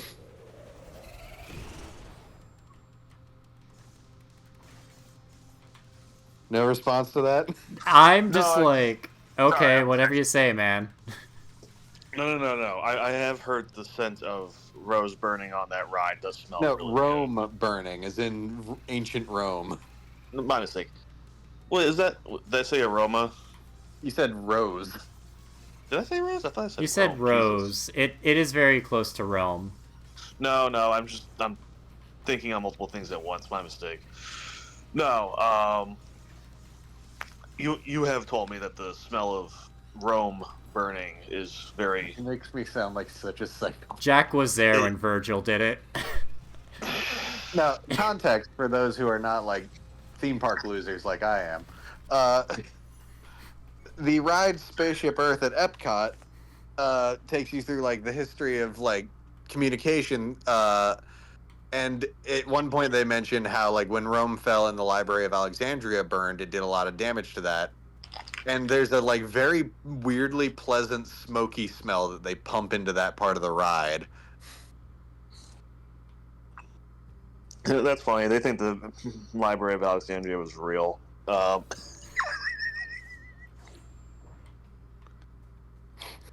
This one sentence is just called Walter's office, and I'm just imagining, yes, dust and racism. Oh Ah, god. yes. Cigarettes. Sorry, yes, dust, cigarettes, and racism. But not anti Semitism. He draws a line somewhere. Look, I may be a union busting bastard, but I'm an American union busting bastard. Oh jeez. Unfortunately, yeah, we're not going down that road. Nope. Moving on. Anyways, wow, could you see how these crystals are enhancing my guy? Look at Kevin's like, that. "Change 25% topic, skill change topic." damage. Put a bumper sticker on that. Yeah, put a bumper sticker on it. Put it right next to my anti-Trump bumper sticker. Fuck, damn it, shit. Damn it, shit. Alright, that's fine. I'll just put it on my vandalized Cybertruck. Fuck! Oh god, this show's gonna get us beheaded one day.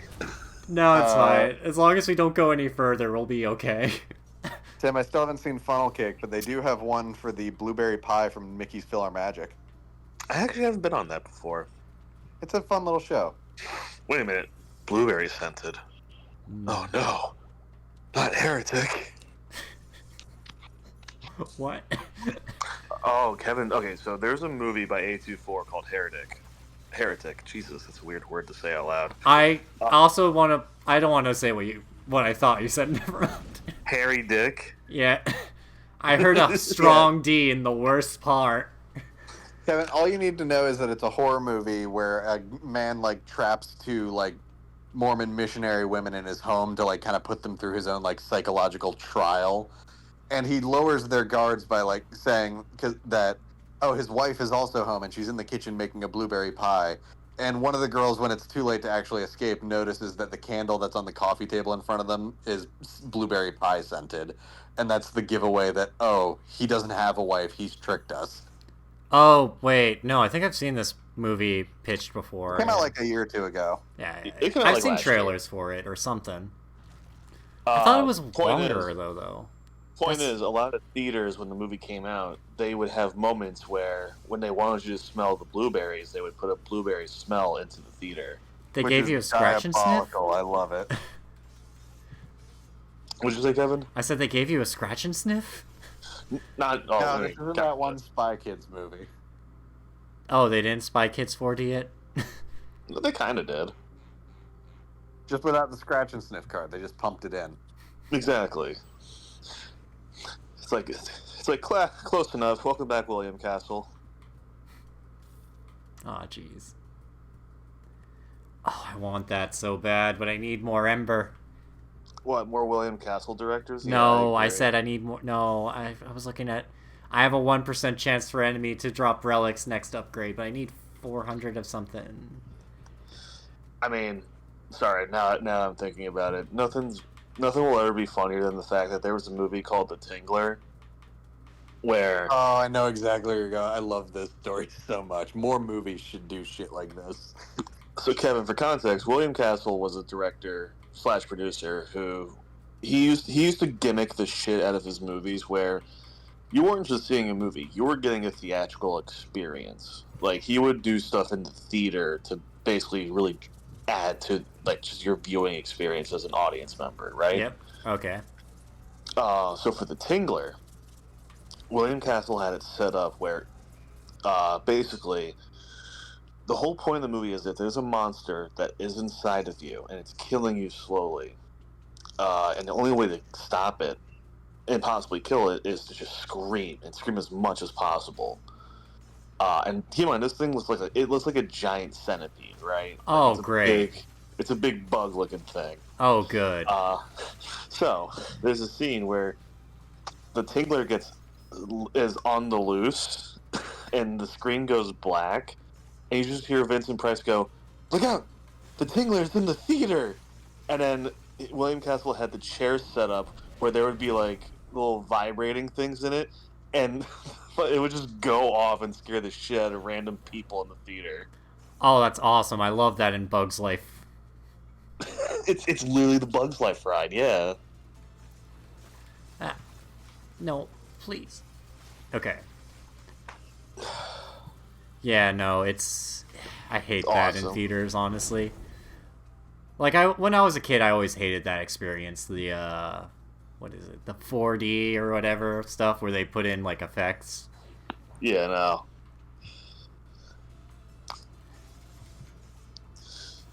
Did y'all ever go to like a planetarium and like they always ended it with like, and in like 5 billion or so years, the sun will explode, and then you're just like, what? Oh, no, that used to freak me out as a kid. Like, the universe too. could just implode on itself at any time, but that's not going to happen for a long, long time. And, like, You know, that's the funny part. Literally every astronomer is dead ass like, yeah, this shit, that's not gonna happen for fucking ever. yeah. I mean, we're all like, what do you mean it's gonna stop? It's like it doesn't gonna. By the time that even happens, oh, well, that's the worst part. They usually end it with, by the time it even happens, we're all gonna be dead. It's like, what do you Humanity will have mean? ceased to exist. It's like that's not helping. Look, That is so much worse. I think the worst part was I saw a clip on TikTok going around like, look, you had 20 years to figure out global warming. Look what you did to yourselves. Also, to give a little more context to what Tim was talking about, because that technology had a name, because Castle had used it for other stuff. It was Percepto. Percepto? He basically just attached electrical buzzers to the underside of some of the seats in the theater. It sounds like a really awful wizard. Kinda. Reminds me of how extraterrestrial alien encounter at Magic Kingdom, for its short lifespan, one of the things it had, among others, was a little brush that would pop up out of the back of the chair and like brush along the back of the person's neck to make it seem like the alien was passing behind them. Because Oh, frankly, God. nothing's worse than something lightly touching your neck for a moment. That is awful, yeah. I hated that about the Stitch ride. God. Speaking of William Castle movies, what's the one with the skeleton? Was that the old dark house? I can't remember. Hold on. I'll Google it. Hold on. I'm already doing it. Don't worry. Damn it, son of a bitch. The Old Dark House. Original release, maybe?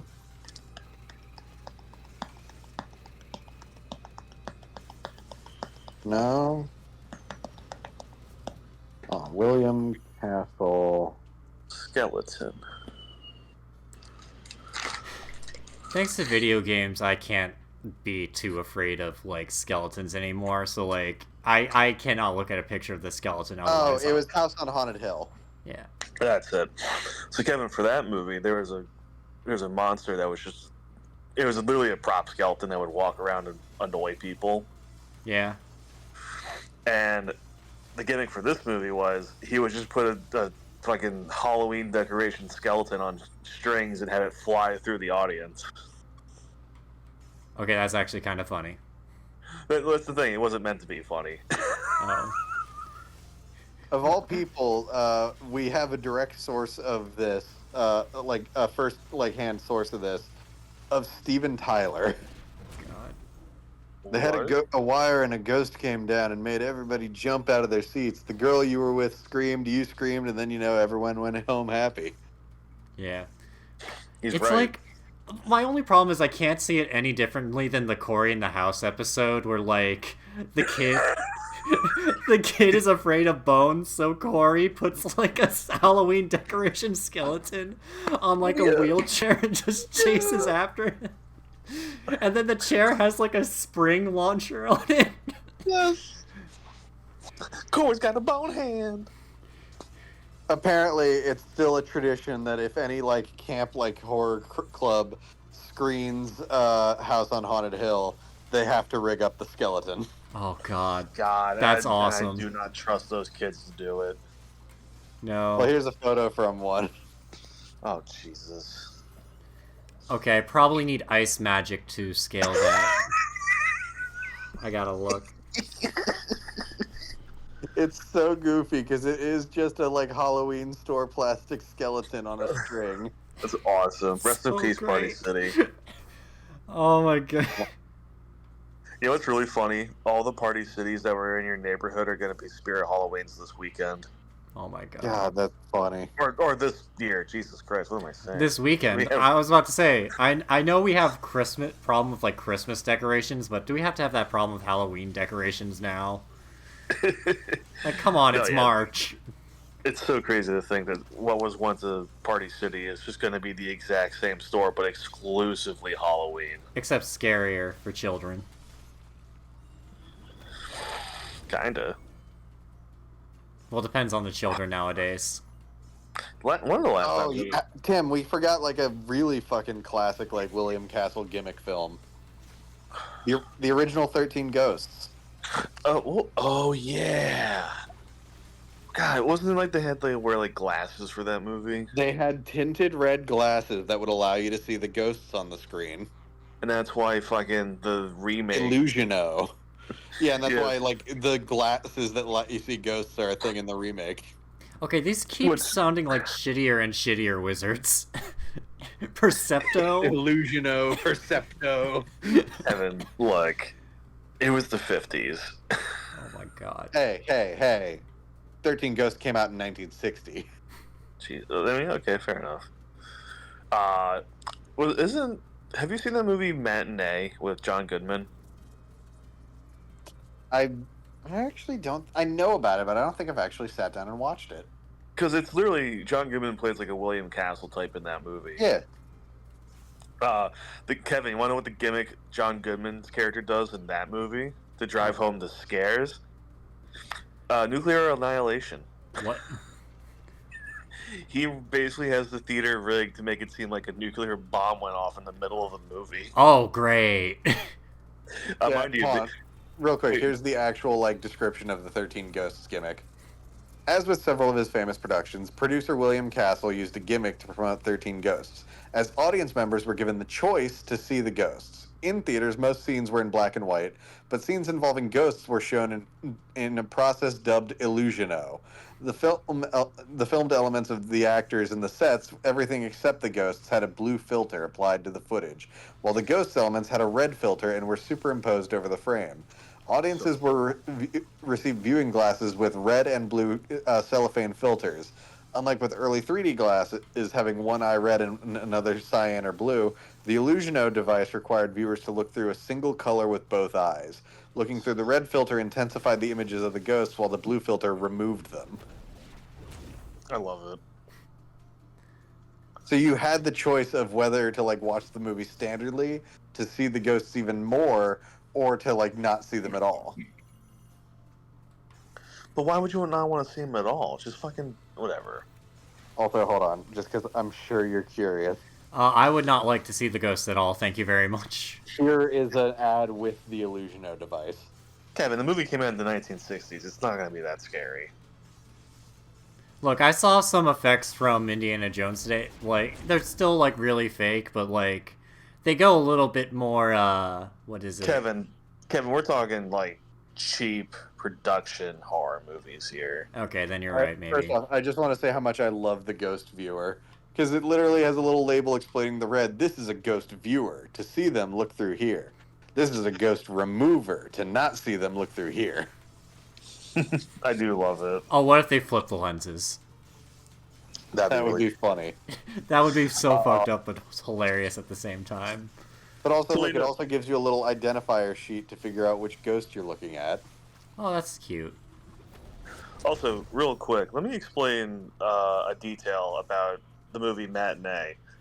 The movie is set in like Miami or some other part of Florida during the Cuban Missile Crisis. So again, convincing people that a nuke just went off was more feasible than you'd think. Oh, great. so, so frankly, this dude's an asshole. And this is back in like this was set during like the 50s, oh, yeah, the 60s. Jesus Christ. Back then, like making a movie. I mean, don't get me wrong. Independent movies nowadays are fucking dime a dozen, but like, you could feasibly have like the Blob kind of movie in your local theater. You know what I mean? Oh, I know what you mean. Like, yeah, the whole town got together and made their own little movie, and now we screen it. Like, it's totally feasible. Yeah. Now I gotta persuade people to watch my YouTube channel. Like a crazy madman cool. on the street. There's a Reddit thread of people talking about other castle gimmicks. When he released Mr. Sardonicus, there was a punishment poll that would determine if Sardonicus lived or died at the end. Yep. Believe it was a glow-in-the-dark index cards with a thumbs up or with a thumb out, and people would either hold it up or down. It seemed like a fixed gimmick, as the punishment ending would always win out. Essel said an alternate ending exists. However, Columbia, Turner Classic Movies, and Audrey Dalton all say the merciful ending was never shot. Turner Classic Movies has tried to find Castle's said footage a couple times to no luck. He also did a punishment poll for the Tingler at drive-in theaters where the tally would be counted by cars that flashed their headlights. That's awesome. The Tingler does sound like a made-up Game Grumps villain. It does. Hold on, I'll be right back. Smell-O-Vision and Aroma-Rama were films with sense. Oh wait, but those were not Castle movies. Never mind.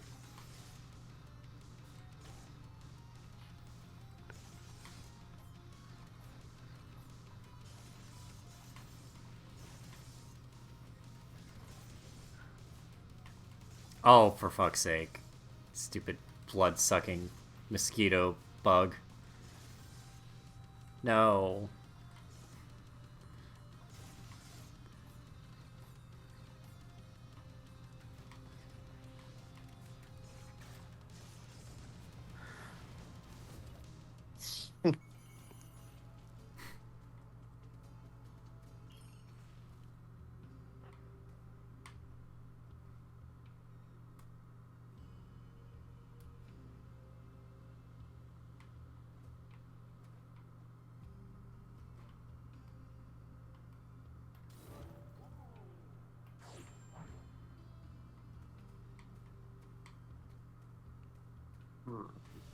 Of course, now the Bleakly build, or the Bleakly quote pops into my head where it's like, now every mosquito... hold on, we can't kill the mosquitoes, or something. I can't remember. Here's my weird question of the night. Yep. Do unused scratch and sniffs expire? I have to assume. They have to. And question, would it smell worse? What are you getting at? Maybe? Like, would it just smell like nothing, or would it double down on how bad it smelled? It'd probably double down, I'd think. Oh, man. What do you think those copies of Nintendo Power that had the Earthbound promotions in it smell like now? Honestly, I don't even think it would smell worse. I think it would just fade. Okay, that's fine. No, there was that... There's that episode of Grump And while you Out. were gone, I was reminded of my favorite subset of castle gimmicks, where he basically publicly shames you and calls you a pussy if you get too scared of his movies.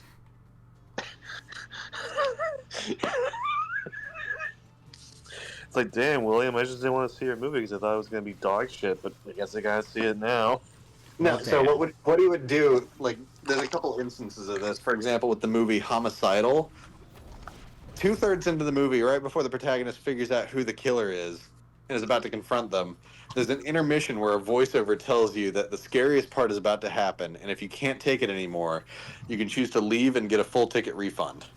But to do that, you have to follow a yellow streak on the floor to the corner of the theater where there's a fake nurse at a table to give you a fake blood pressure test and prescribe you with an I am a coward card, which you can exchange for your money back at the box office. Oh my god. You would have to do this in front of the entire audience as the voiceover tells everyone to look and laugh at you. Again, I'm just going to say it. It'd be a lot funnier if it was just a really bad movie, and now it's his way of getting people to not get refunds. He did something similar for Macabre, where a warning timer appeared in the lower right-hand corner shortly before the ending, and it gave people in the audience a chance to go out to the ticket booth for a refund if they were too scared to finish it.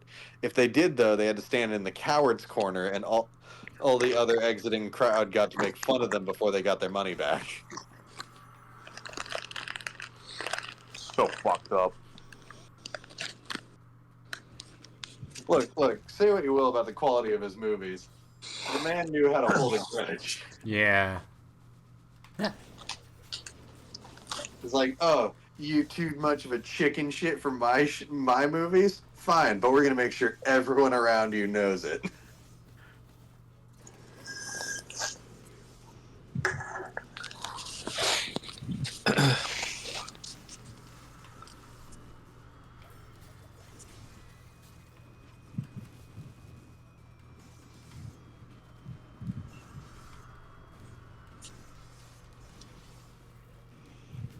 I didn't realize some producers took it back to the 5th grade. Where it's like, what are you, chicken? Shut up. What's wrong, McFly? Chicken? Nobody calls me chicken. Please, no. Please. Please, sorry. Different Somebody's conversation pointing out- going on now. I have to focus. Hold on. There you go. Hold the phone. What? I'm looking at this fucking regular show fan art. I'm kind of worried that it could be AI. I can't tell. And I'm only saying that it might be AI because they gave Rigby 3 ass cheeks.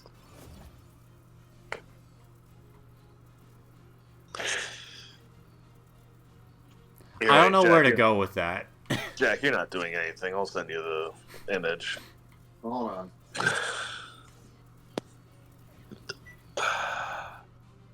Come on, you piece of crap. No. Discord.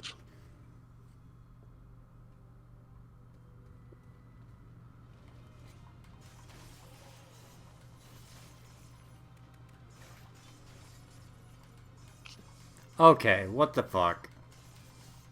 What? I have the phone open right next to me. I don't think it is AI. I think it's just weird line work. Yeah.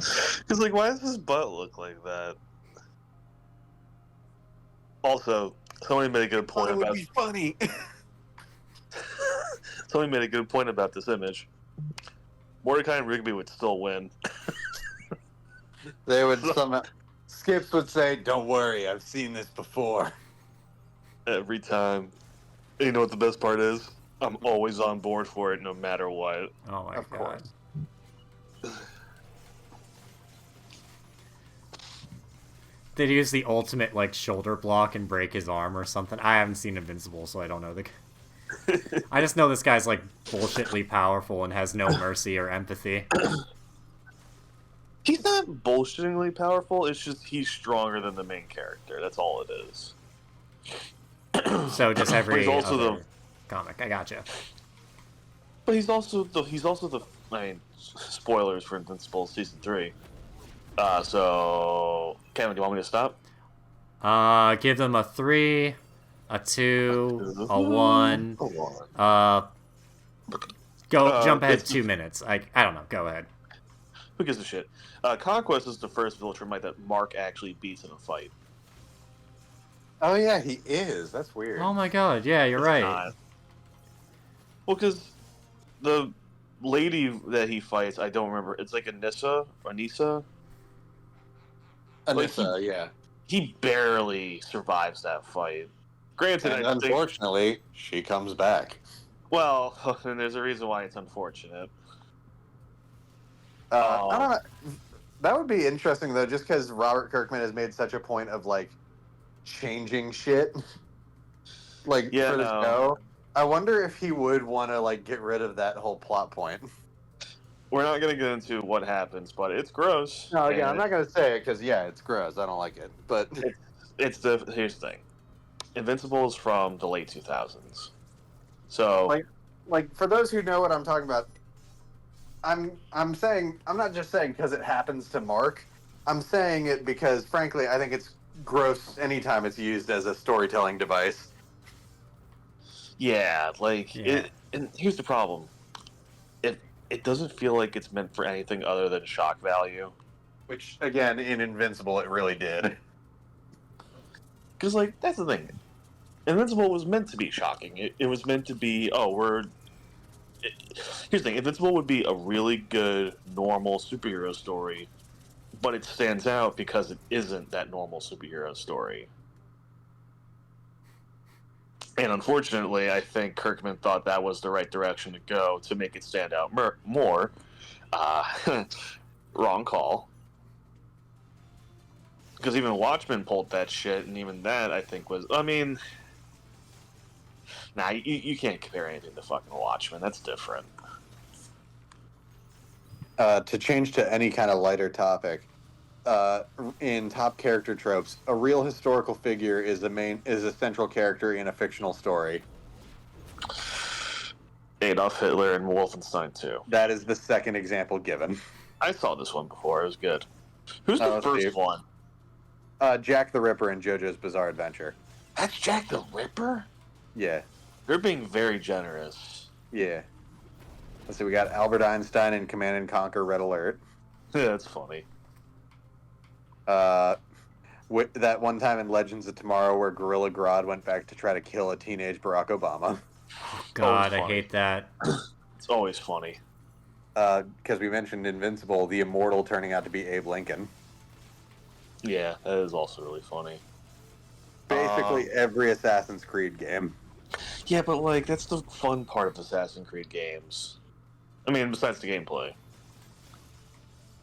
Oh shit, someone mentioned my boy Socrates. Shut your mouth. We are all dust in the wind. Oh. Do you know what the worst part about that whole bit was? My first introduction to Socrates was Bill and Ted, and I wasn't paying attention during that scene. So I missed the part where they called him I missed the part where they mentioned the Socrates part. So I just thought it was so great for the longest time. No, I just said it as a joke, like, oh man, I love Socrates. I wasn't paying attention, and we never really talked about him in high school. We just you're being Socrates now. Look, I learned eventually in college. It's all good. No, wait. When did I learn that was pronounced Socrates? I do not know. When did I? It had to have been like senior year of high school when a teacher was like, "Oh no." Yeah, no, I've gotta help this poor boy. This fucking idiot saw Bill and Ted and wasn't listening. Oh my god. Kids these days learning their history from Bill and Ted. Let's see. Someone mentioned Anastasia's unhinged-ass version of Rasputin. I mean, is it that unhinged? They turn him into an undead wizard, Tim. Okay. And it's Rasputin. Yeah, the real Rasputin was a con man who like wormed his way not only as the into the spiritual advisor position for the Russian royal family, but also the Russian empress's pants. Yeah, he was a fucking loony. Um, what was it? I mean, that is the most insane way to depict Rasputin. But the second most crazy way to depict him is a really dangerous and deadly assassin. Kingsman. Yeah. Also known as the only good scene in that whole movie. I wouldn't say only, but yeah. Actually, do you know what the most insane part of that whole movie is? Hmm. What did you say your name was again? Adolf Hitler. Oh yeah, no, the post credits scene. Introducing Hitler like he was a fucking comic character. Like he was a fucking Avengers villain. Oh god. Here's the thing, you can't deny that's funny as shit. I don't think it was meant to be funny, but it is funny. Speaking of which, fucking Argyle, or what's that movie that Matthew Vaughn directed with Henry Cavill and Bryce Dallas Howard? What was it? I know what you're talking about, but I can't remember off the top of my head. Was it not Argyle? Oh yeah, Argyle. That's what it was. Yeah, that's on Apple TV Plus. I do want to watch it just because I'm curious. Oh right, DC Comics. Vandal Savage is basically revealed to be like Alexander the Great, Julius Caesar, Edward Teach, and in some continuities, Genghis Khan and Sun Tzu. Okay, Jesus, dude. Well, context for Kevin, Vandal Savage's whole deal is that he's a caveman who was like made immortal and super intelligent by a meteorite. So he's just every great leader that we've ever had. Oh. Well, great conqueror, I should say, not great leader.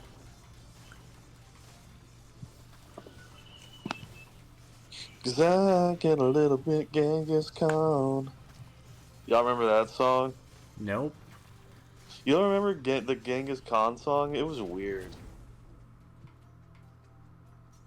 I So what do remember you- the epic rap battles of history thing versus the Easter Bunny for some weird reason. Yeah, what was the deal with that? Like, what was the gimmick that connected those two together? I don't know. I haven't watched Epic Rap Battles of History in years. It's been a while. They've been on tour though, because I think Yeah, Here's that's actually a unfortunate. great example of this fucking trope. Nikola fucking Tesla in The Prestige. You mean the best use of David Bowie? Yeah, no, and he's played by David fucking Bowie.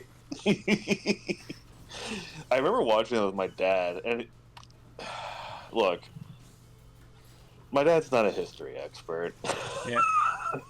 So he kept hearing the name Tesla get thrown around, and Oh, he was like, "Is that where they got the name for the company?" And I'm like, yes. "I mean, Yes. yeah." But here's the thing: I knew he meant the movie, not the real.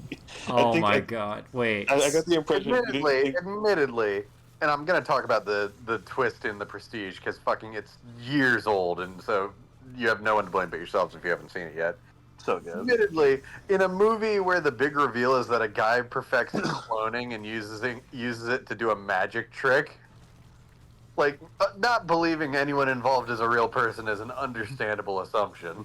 Yeah. Like Nikola Tesla is a well-known historical figure. I like how the guy's overcomplicating it too the whole time. Like he has to have like some kind of real trick, a magic trick or something, and then it's like, oh, I just had a twin brother. Well, that's the thing. Oh my god, I wait, think no, he- I'm not I dead. think he Okay. I think he assumed he had a brother, but was like, no, there's Well, no he way. tried the Doesn't make- lookalike, but then the lookalike got drunk or something. Yes. So he had it right the first time, but then he was like, there has to be a way to perfect it further. And then he finds Nikola Tesla with like a whole field of light bulbs. Yeah. Oh, one of my favorite examples of this trope for how fucking batshit crazy this movie is, Abraham Lincoln, vampire hunter. Oh yeah. Shut the fuck up. Speaking of They start insane, loading the guns and cannons with any silver jewelry they can find and silverware. I mean, if we're talking insane, and I'm going to go back to Assassin's Creed for this one, King George Washington. Yes. Oh Although god. that one's a DLC of an alternate timeline. And admittedly, that's a fun idea for a side story. Oh, here's the one that will always make me break down like a tiny baby. Van Gogh in Doctor Who. Oh my god, No. that's so sad. Let's not. That ending of that episode fucking like Look. breaks me every single time, no matter how many Yeah, times. no. You could be the coldest, like, meanest person and still break down crying for a second. This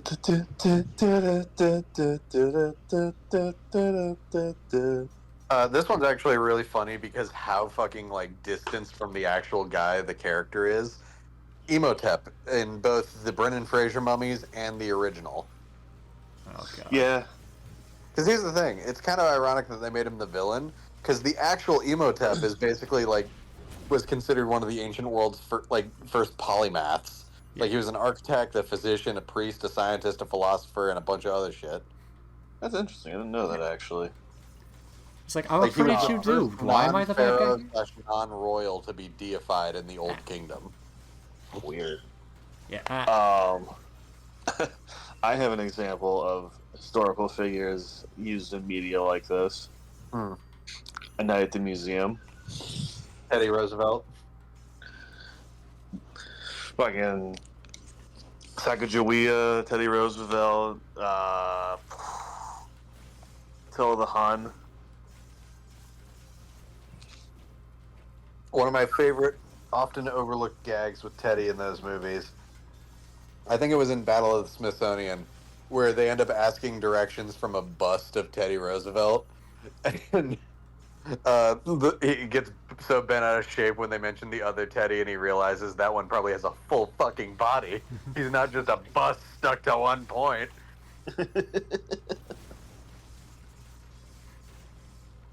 Charles Darwin in Pirates, aka Band of Misfits. Oh, yeah. Also Queen Victoria to a lesser degree, but yeah. Can we count VeggieTales in this discussion? No, because that's them putting on a show and pretending to be those figures. Unless enough. we. What about the video game, though? Because I remember playing the video game a lot as a kid. I mean, still, the point remains they're putting on a show. I guess you're right. Can't believe that they changed their minds about having Jesus in VeggieTales, and he's represented by a carrot. Because carrots are good for your eyes, and Jesus helps you see the way.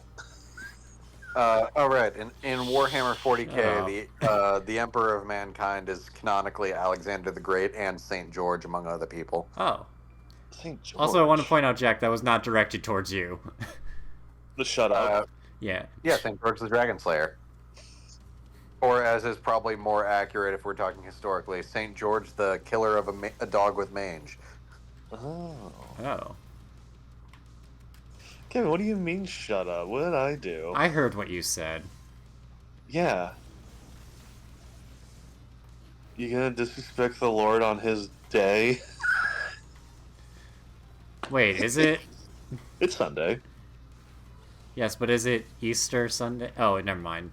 No, we got another week or so. Oh, dang it, I was off by 16 minutes. In the Team Fortress comics, the 1800s equivalent of the Mercs Pyro was Abe Lincoln. Ow. Oh, nice. I mean, there's a real historical figure in the modern day TF2. Tom Jones. Tom Jones. It's not unusual. Let's see. I think of other historical figures in media. What if I break the signs in all his shops? I'm now dedicated. I mean, basically anything with Dracula, but the example given here is Helsing / Helsing Ultimate. Wait, I got it. Well, I I think haven't that done- one counts. I think that one counts more just because they do canonically say like No, he is the historical figure Vlad Tepes the Impaler. Yeah. I have the most insane depiction of Hitler in anything. Do tell. Dragon Ball. Oh yeah. Oh my god, no. And Fusion Reborn. When Hitler comes back from the grave and tries to take over Japan. All right, I forgot about this. In What We Do in the Shadows, the series, Laszlo is canonically Jack the Ripper. It would be Laszlo. Wait. Also, you hadn't heard it from me, but Laszlo Cravensworth looks an awful like normal bartender Jackie Daytona. That's preposterous. I'm sorry. But you know what? What's Nick Kroll's character's name again? Oh, fuck, I don't even remember. Wait, do you know who he kind of looks like?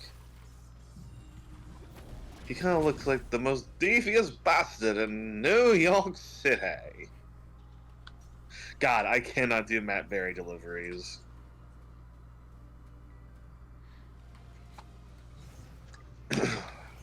Oh, right. The Loki series makes it canon that Loki is DB Cooper. Such a great part of that show. Because Tom Hiddleston, in like with that haircut and sunglasses, does look like the drawing of DB Cooper. Look, we can all agree that motherfucker did not make it.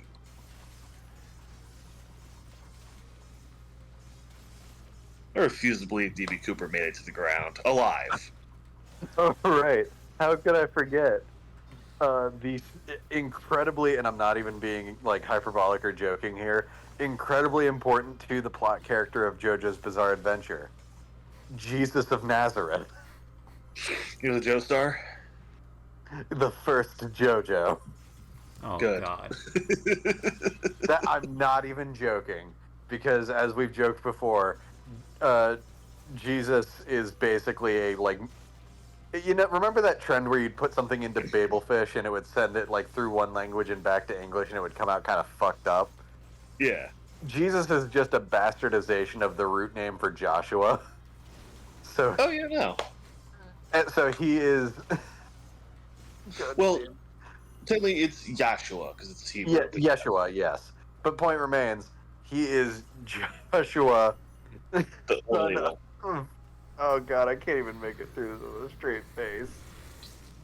It's Joshua, son of Joseph, aka JoJo. Oh my god, I no. didn't even think about it. That's awesome. Jesus Christ is the first canon JoJo, and I'm not even having to make that up. That's Oh. awesome. That's awesome. They must have known. I have to believe they did.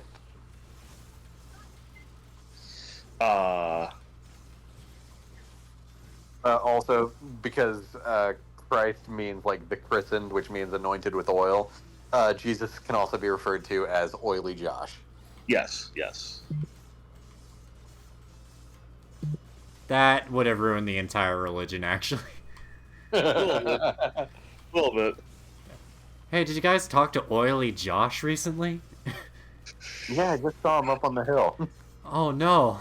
He looked at one guy and said something in a language I can't understand, and then that guy just disappeared. I get it. That's right. I'm bringing memes. I mean, the thing we always do. True. Yeah, it's true. For those who don't know, there's a meme on Twitter where it's like Someone talking about how they use they'd use time travel to go back and like listen to one of Jesus's sermons. And someone just said, imagine going back, like, and he looks at you, like, he makes eye contact with you from across the crowd and just says in perfect modern English, you don't belong here, go home. Oh my god.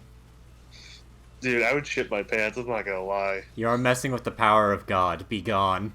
Just like, oh shit. It's like, what do you even do then? I mean, go home, obviously, but... The first threat that Jesus ever made was actually against a time traveler. And it's not like a threat, it's a warning. Like, you are messing with powers you cannot even comprehend.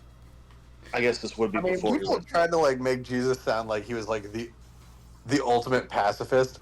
he whipped the shit out of some merchants that tried to sell shit in a church. Oh To god. be fair, yeah. Well, temple, but still. Point remains. Uh, you know.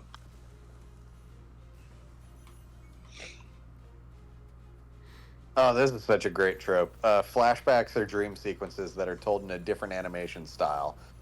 Those are fun. Yeah, those are good. Or in the case of live action movies, animated at all. The examples given are Kung Fu Panda, basically all of Poe's dreams / the intro sequences. Yes. Harry Potter, the Deathly Hallows story. True. Legend of Korra, the episodes beginnings part 1 and 2 tell the story of the first Avatar Wan with a slightly different art style. And then Ice Age, Manny's backstory that's displayed in cave paintings. Why you gotta depress me like that? Yeah. It's funny that the first two Ice Age movies are pretty good, and then you go to everything after. It's like, oh man, where did we go wrong? Well. Oh, that's such a great example. Sorry, Kevin, continue. No, it's alright. I was about to be like, someone trying to like map out historically where how old Manny is, and there's like, wait a fucking. That the world flooded at like 100 years after. Oh my god. Also, can we talk about how Ice Age is actually a dystopian, dystopian like story? Because beyond the war, early humans, or at least Neanderthals, exist in the first movie, and then they're just gone from the rest of the franchise. Not only that, the entire world outside that dam is just water. So you're telling me Ice Age is a Bible movie? A little bit. One of my favorite examples of this trope, Dib's whole recounting of the story of Invader Zim at the beginning of Enter the Florpus. Yep. My name is Dib Membrane. I'm 12 years old. It's like this JoJo proportion guy. Not quite the same thing, but I love when sitcoms do flashbacks for when an adult character is younger, but they just have the adult version in like a kid's costume. Mm-hmm. 30 Rock does that really well for the most part. Oh, this is another good example. Krampus, when the grandmother is recounting her family's history with Krampus. Yeah. That's another good one. The opening of Resident Evil: The Village. The storybook, Oh yeah. Well, actually, Mario Galaxy. Oh yeah. Oh, true. Yeah. Yeah. The Rosalina backstory. I forgot about that. The optional backstory, which thank God it was optional because it was boring as shit. I'm just kidding. Yeah. She was just found by stars and then started racing them. The Captain Underpants movie, Harold and George imagining what life would be like split up, and it's sock puppets. Oh god. What the fuck is this spirit doing? Spirit gun. That sounds like a video game. In Nimona, when she tells her totally true trust me bro backstory during the train ride, so the illustration uses the tiles of the station walls as the canvas.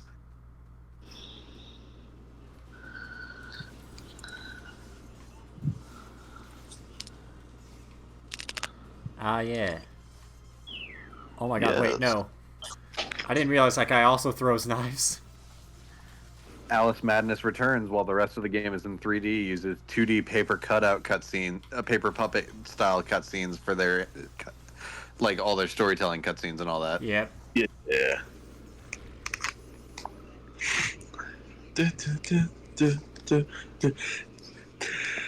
It's a very nice sign you got there.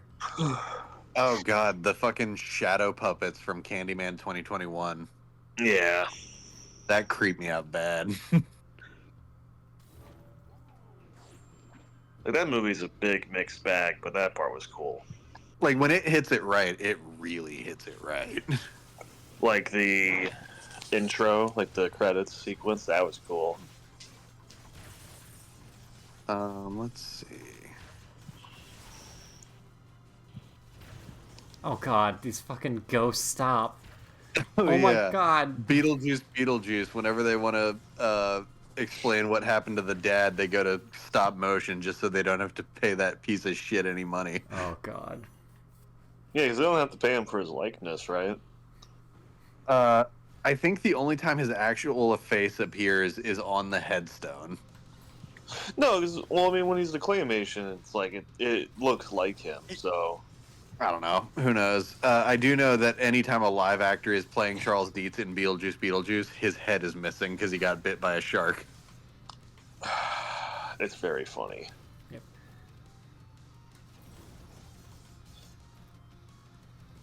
Oh fuck. Let's see.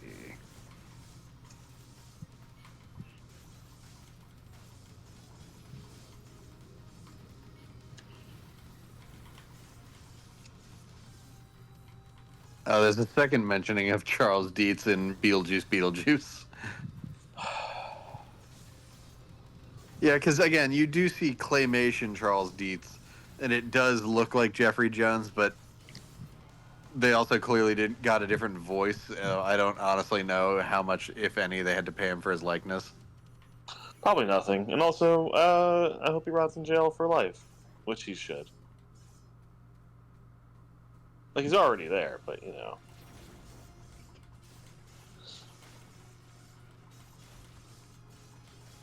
Oh, for fuck's sake. Okay. Oh, great.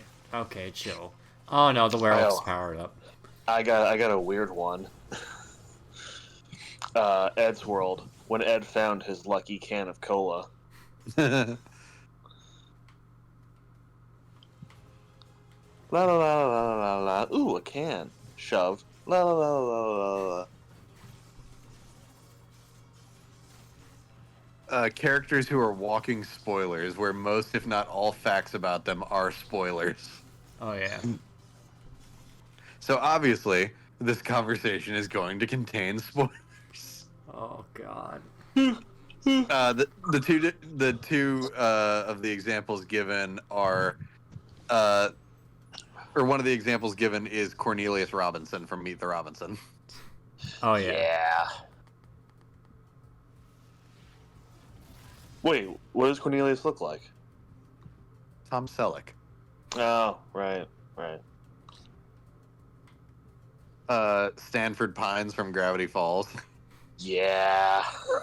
Again, you really can't explain anything about him without spoiling a big chunk of the show's like overarching plot. Yeah. His twin brother.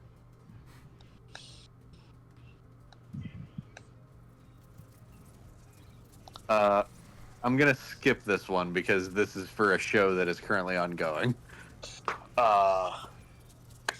Spoiler out.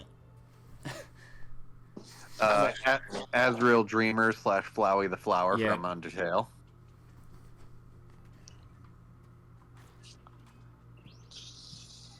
I don't know if this one counts as much, but I'll include him anyway. King Candy from Wreck-It Ralph. It's stretching a bit. Because again, it doesn't. Talking about King Candy doesn't necessarily reveal the twist. Yeah. Another example. Father from Fallout 4. True. That was a fun twist the first time around. I'll run with that. Do you mind sending me the Reddit thread of this? Sure, hold on. I don't know if this counts, but grandfather from Hold the on. K&D movie. Characters who can't keep their powers under control. Characters who live with their own moves. Right. Yeah, I got to send it 'cause I can't find it. But yeah, the examples they gave were Father from Fallout 4, Cornelius Robinson, and Diego Brando from Steel Ball Run, Zark of JoJo. Yeah, I don't know JoJo, so you got me there. The Pale King and the Radiance from Hollow Knight. Oh yeah.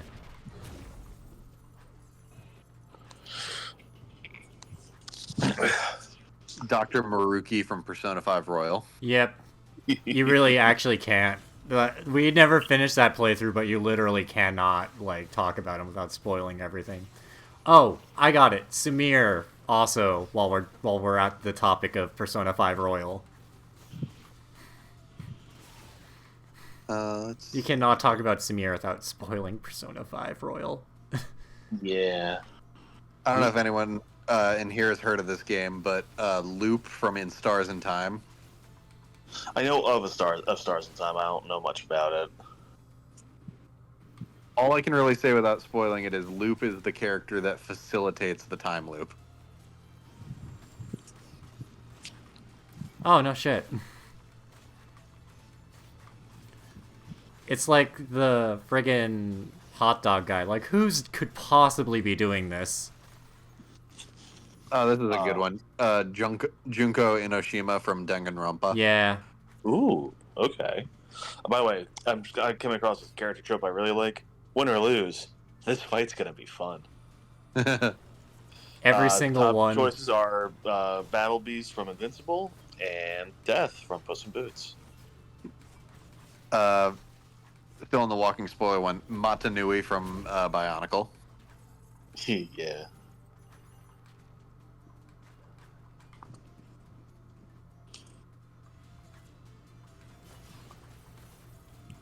Come on, work. Oh yeah, this is a great one. Just the Tenno in general in Warframe. Yeah.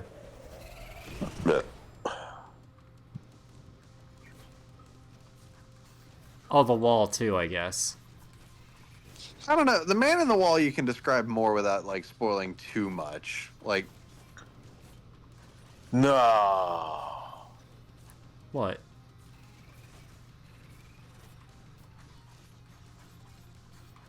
Jack, I think I found the character you were talking about. No, man. I'm just gonna say the name without saying the series. Thrag.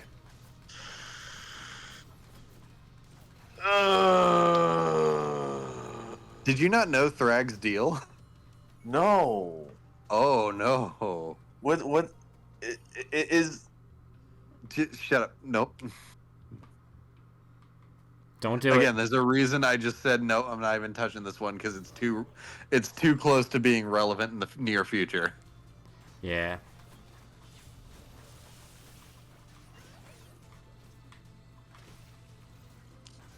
Um.